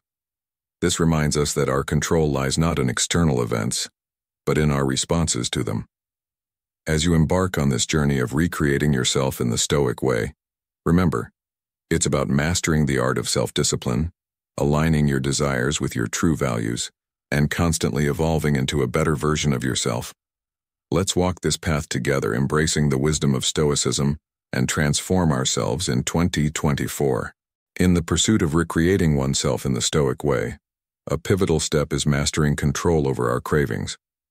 This journey involves establishing boundaries, cultivating healthy habits, and seeking support when necessary. The essence of this transformation is to lead a life governed not by the whims of desire but by the guiding principles of reason and virtue. Echoing through the corridors of time, the wisdom of Seneca illuminates this path. He famously asserted that true richness is not found in the abundance of possessions, but in the simplicity of desire. This profound insight urges us to seek fulfillment in what we already possess, and to tame our desires through the art of self-discipline. Marcus Aurelius once said, "You have power over your mind, not outside events. Realize this and you will find strength." This quote resonates deeply with our modern lives, reminding us that amidst the chaos of the external world, the true bastion of control lies within our minds. To apply this in today's fast-paced world, consider each decision as an opportunity to exercise this control. Whether it's choosing a healthier meal over fast food or prioritizing a meaningful project over momentary pleasures, these are the moments where Stoic principles come to life. It's about embracing the power of choice and aligning our actions with our deeper values. Next, we're diving deep into the Stoic perspective on life and death, guided by the wisdom of Seneca and the principle of amor fati, which means the love of one's fate. Imagine this: embracing every aspect of life, including its inevitable end. Stoicism teaches us that death, just like birth, is a natural, integral part of our existence. It's not a fearsome finale, but a peaceful release from life's trials and tribulations. This profound understanding doesn't stem from a disdain for life, but rather from recognizing that all experiences, be they joyous or painful, are fleeting. Seneca's words resonate with acceptance, viewing death not as a grim end but as a serene conclusion to life's journey. By adopting this view, our perspective on life undergoes a transformative shift. We are encouraged to live each day with the full consciousness of our mortality, infusing our lives with greater meaning and purpose. This Stoic approach isn't about dwelling on death, but about enriching our lives with intention and focus. To wrap up, the Stoic lesson here is clear. Embrace life in its entirety, including its conclusion. This acceptance doesn't diminish our zest for life. It amplifies it, urging us to live each moment with clarity and purpose. So, as you go about your day, remember this Stoic wisdom and let it guide you towards a life lived fully and fearlessly. In the profound teachings of Seneca, we find a transformative perspective on life and death. He implores us not to view death with dread or see it as a catastrophe. Instead, Seneca enlightens us that death is a natural, inevitable occurrence. Embracing this truth liberates us, allowing us to live with greater freedom and boldness. It's a reminder that every moment is precious, a treasure to be utilized thoughtfully and with purpose. Seneca advises us to contemplate our mortality regularly. This practice isn't morbid, but rather a powerful tool for enhancing our life. It sharpens our focus on what truly matters, helping us to prioritize our actions and thoughts in alignment with our deepest values. This shift in perspective reframes death not as a grim finale, but as an integral, meaningful part of our existence. Imagine embracing life with a deep understanding and acceptance of death. This approach doesn't mean living in fear or denial, but with a heightened sense of awareness and appreciation. Seneca's philosophy challenges the conventional narrative that paints death as our greatest adversary. He invites us to perceive it as a natural segment of our life's journey, a release from the trials of existence and a return to the serenity that preceded our birth. Seneca's wisdom offers us tranquility and a revolutionary way to perceive our existence. He encourages us to confront the end of our lives with the same serene acceptance and understanding that we apply to living. As Marcus Aurelius, another Stoic philosopher, eloquently stated, "It is not death that a man should fear, but he should fear never beginning to live." In this spirit, let us live each day fully, embracing both life and death with equal acceptance, transforming our fears into a profound appreciation for the fleeting, beautiful journey of life. You're standing firmly in the present moment, your feet rooted in the reality of now. This is mindfulness, a potent tool that lets you see the world for what it is, not clouded by fears of what might be or shackled by regrets of what was. It's about experiencing life as it unfolds moment by moment. Now let's bring in the wisdom of Seneca and the Stoics, who championed the power of reason. They urged us to scrutinize our fears with a logical lens. Ask yourself, are these fears grounded in reality, or are they phantoms of the mind? Often you'll find that your worries are like shadows, less substantial than they seem. But here's the key: acceptance. It's not about denying your fears or anxieties, but acknowledging them without judgment. Acceptance doesn't mean resignation. It means understanding that these emotions are part of the human experience, yet they don't define you or dictate your reality. Seneca's guidance is a beacon of clarity. Our worries often stem from dwelling on the past or fearing the future. The antidote? Living in the present. Imagine each day as a step on a journey, where staying present, thinking logically, and accepting without judgment are your companions. And remember Seneca's timeless words: "We must go for walks outside so that the mind can be strengthened and invigorated by a clear sky and plenty of fresh air." This ancient wisdom, surprisingly relevant today, reminds us of the healing power of nature. It's not just a modern self-help suggestion, but a practice rooted in Stoic philosophy. So, as we wrap up, let's take these lessons to heart.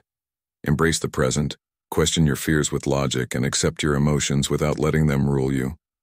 This is the path to not just overcoming fear and anxiety, but also to recreating yourself in the Stoic way. Remember, every step you take in this journey is a step towards a more serene, resilient you. In the wise words of Seneca, we are encouraged to step outside, to wander, and to explore. But what deeper meaning lies behind this simple advice? Seneca's counsel is not merely about physical movement. It's a profound call to break free from our daily routines, to venture beyond the familiar and to embrace new perspectives and experiences. He believed that travel wasn't a pursuit of luxury or an escape, but a vital journey towards personal growth, introspection, and mental rejuvenation. Consider this. Seneca's concept of travel extends beyond the mere act of moving from one location to another. It encompasses the internal journey we embark upon when we step out of our comfort zones. It's about the revelations and the mental clarity we attain when we allow our minds to rest and wander. To put this into practice, we can regularly alter our surroundings, be it a stroll in a park, a trek through the forest, or a journey to a new city or country. Such changes in environment provide the clear sky and fresh air Seneca spoke of, fostering mental expansion, relaxation, and the opening of new horizons. However, it's not just about movement. Being fully engaged and present during these excursions is crucial. By immersing ourselves in our surroundings and experiences, we allow them to mold our thoughts and perspectives. Such travels also prompt introspection. Encountering new people, places, and cultures often reveals aspects of ourselves that remain hidden in our everyday routines. This introspection is key to enhancing self-awareness and understanding our values and beliefs more profoundly. In today's information-saturated world, our minds are constantly bombarded with stimuli, leading to confusion and clutter. Stepping into a new environment can provide our minds with the respite they need, creating space for clearer, more creative thought processes. Seneca's teachings on travel are a timeless reminder of the importance of taking mental and physical breaks from our daily grind. These journeys are not just beneficial, but essential for our souls and minds. They are an invitation to venture outdoors, not just to observe the world around us, but to embark on an inner journey of self-discovery, growth, and mental clarity. So, let us heed Seneca's advice. Seek out those clear skies and fresh air. Let's travel not just in a physical sense, but as a means to nourish our souls, to uncover deeper self-understanding, and to fortify our minds. As Marcus Aurelius, another great Stoic philosopher, once said, "The soul becomes dyed with the color of its thoughts." Let us color our souls with the rich experiences and insights gained through our travels, both external and internal. Delving into Seneca's Letters from a Stoic, we unearth a treasure trove of wisdom from a pivotal figure in Stoic philosophy. Our exploration has led us through 11 fundamental lessons, each a beacon illuminating the intricacies of life, relationships, virtue, and the human psyche. Our odyssey commenced by confronting life's tribulations, recognizing adversity not as a malevolent barrier, but as a crucible for self-discovery and a springboard for personal evolution. These teachings, far from being abstract, resonate profoundly with the everyday experiences we all encounter. We delved into the fleeting nature of time, heeding Seneca's impassioned plea to seize the present. This lesson instills in us the value of the immediate, the only realm where our influence reigns supreme. Our exploration then ventured into the labyrinth of friendships and relationships, uncovering that mutual understanding forms the cornerstone of genuine connections. We navigated Seneca's roadmap to serenity and his insights on quelling anger, recognizing how anger can render us powerless and the paramount importance of emotional regulation. This concept lies at the very core of Seneca's moral philosophy and the Stoic ethos. The realization that adversity is an indispensable ingredient in personal development. Our journey took us through Seneca's perspectives on wealth and contentment. We then discussed living in harmony with nature, a keystone in Stoic philosophy, signifying an alignment with life's ebb and flow. We emphasized the significance of self-discipline and mastering our desires, echoing the Stoic wisdom that true poverty stems from insatiable longing. We also contemplated Seneca's views on mortality, often shrouded in fear and uncertainty, and discovered therein a sense of serenity and acceptance. We scrutinized fear and anxiety, dissecting them with the scalpel of rational thinking and mindfulness. In conclusion, we let Seneca's musings on travel meander through our thoughts, recognizing that travel is not merely a physical journey, but a voyage of the soul that rejuvenates the mind and broadens our horizons.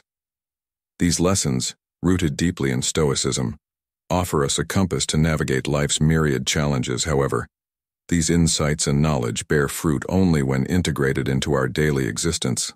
Understanding them is merely the prologue. The true expedition commences when we embody these principles in our actions, decisions, and perspectives. Let us endeavor to infuse our daily lives with the essence of Stoicism, fostering virtue, embracing the uncontrollable, and traversing life's peaks and valleys with sagacity and fortitude. In the words of Marcus Aurelius, another Stoic luminary, "The best revenge is to be unlike him who performed the injustice." This quote encapsulates the Stoic commitment to personal integrity and resilience in the face of adversity. The wisdom from Seneca's letters is not a rigid formula, but a beacon, urging us to perceive life through the Stoic lens, thereby cultivating a life of purpose, tranquility, and profound comprehension. Each day presents an opportunity to actualize these teachings, and it is through these incremental daily practices that we truly honor Seneca's legacy and enrich our lives. As Marcus Aurelius wisely said, "You have power over your mind, not outside events. Realize this and you will find strength." Next, we delve into this powerful thought, exploring how simple shifts in mindset, inspired by Stoic philosophy, can profoundly transform our lives. In this journey, we connect with the timeless wisdom of Marcus Aurelius, Seneca, Cato, and Zeno, uncovering practical ways to apply their teachings to our daily challenges. 1. Poverty isn't just about having too little. Seneca, the great Stoic philosopher, insightfully observed, "Poverty isn't merely about lacking resources. It's a profound lesson that transcends the mere absence of wealth." Imagine even the wealthiest individuals, those who Seneca and Marcus Aurelius might have encountered, or those I've met in my own experiences. Despite their immense wealth, they often don't perceive themselves as rich. It's not just because their desires are extravagant or unending. It's more about their perspective, constantly comparing themselves to others who have more, be it in terms of wealth, respect, attention, or enjoyment.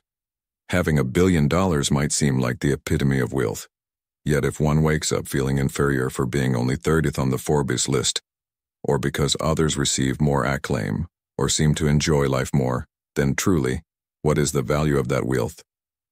It's a mindset that turns even abundance into a form of poverty. This is where the wisdom of Stoicism becomes invaluable. As Epictetus once said, "Wealth consists not in having great possessions, but in having few wants." It's about shifting our focus from what we don't have to appreciating what we do have, and understanding that true richness comes from a state of contentment and gratitude, not from external accolades or possessions. This mindset shift is crucial, not just for understanding wealth, but for living a life that's truly fulfilling and free from the endless pursuit of more. It's a lesson that resonates deeply with our modern lives, reminding us that the essence of wealth is not in the abundance of possessions, but in the richness of our inner lives. 2.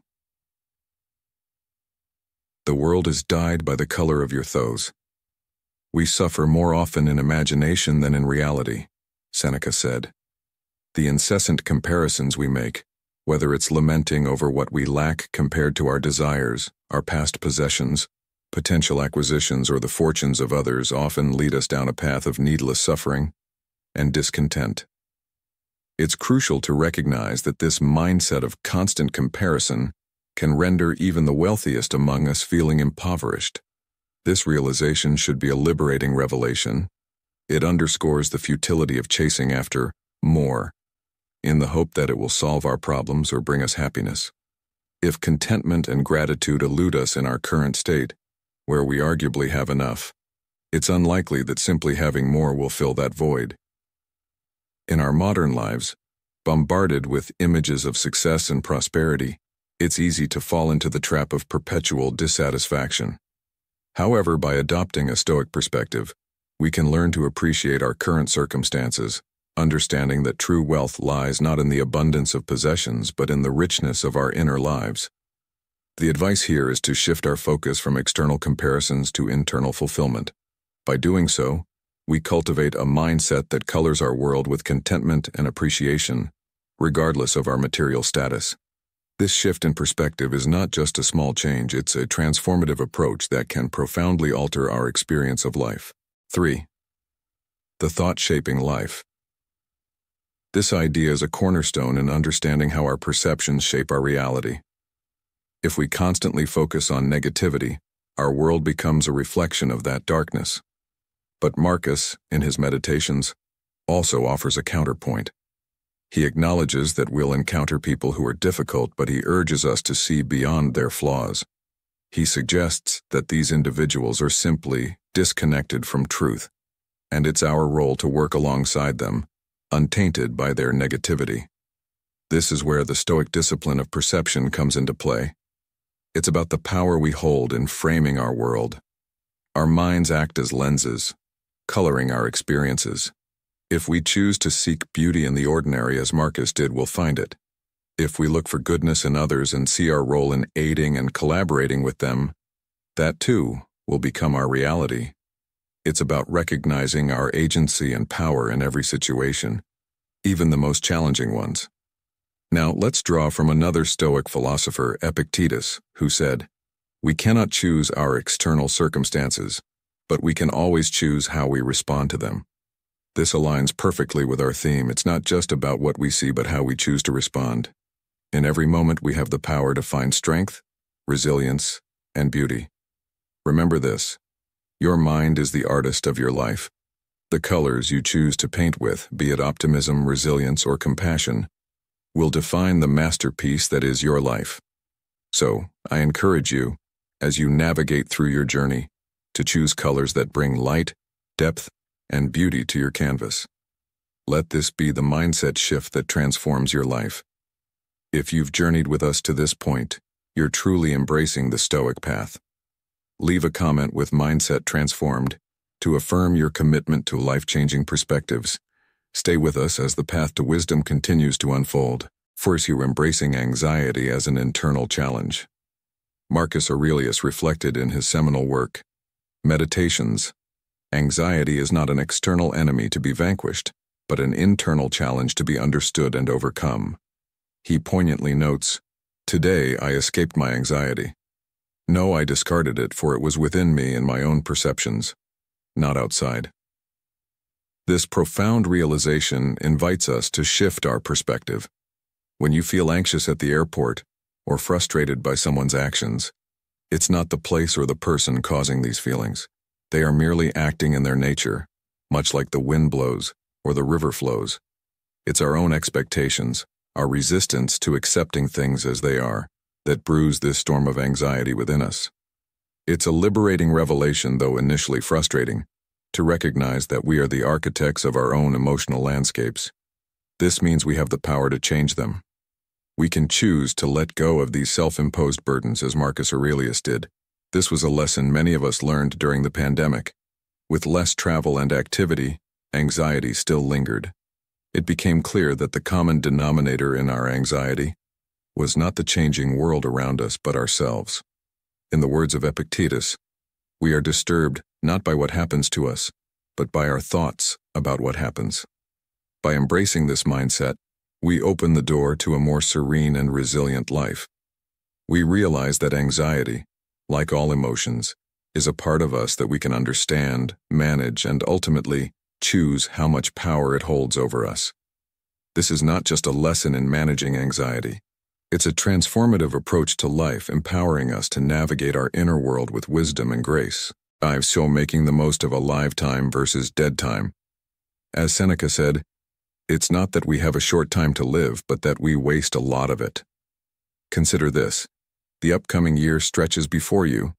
Will it be a year of a live time, brimming with growth, connection, and exploration? Or will it dissolve into dead time, lost in the mundane and unremarkable? The choice is stark. yet it is ours to make. When you align your purpose, your actions become more effective, your life more vibrant.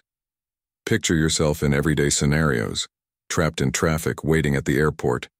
These moments, often dismissed as trivial, hold the potential for transformation.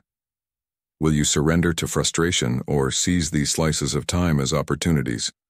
Imagine transforming a delay into a chance to enrich your mind with a podcast, to reach out and strengthen a relationship with a long overdue call, or to finally pen down thoughts for that article or book you've been contemplating. These decisions, seemingly small, are the essence of living purposefully. In the spirit of Stoicism, let's embrace the practice of premeditation malorum, contemplating potential challenges and unwelcome thoughts. This mental exercise not only prepares us for life's inevitable hurdles, but also sharpens our appreciation for the present, turning every moment into a lifetime. It's about making the conscious choice to live fully, even in the face of life's unpredictability. In our modern lives where distractions abound, this mindset shift is not just beneficial, it's essential. It's a call to action, urging us to live deliberately and meaningfully. So as we navigate the complexities of our world, let's remember that the distinction between alive time and dead time lies in our hands. It's a choice that defines not just our moments, but our very existence. Questioned the futility of seeking posthumous fame. Marcus Aurelius. He questioned the value of such fame. What good is it to Alexander that Alexandria is still named after him? He pondered. In his meditations, Marcus reflects on the inevitable fate shared by all, from emperors like Alexander the Great to the humblest individuals. He highlights the forgotten names of once celebrated figures, emphasizing that fame is transient and often lost in the sands of time. This brings us to a crucial point. The pursuit of lasting fame is an empty endeavor.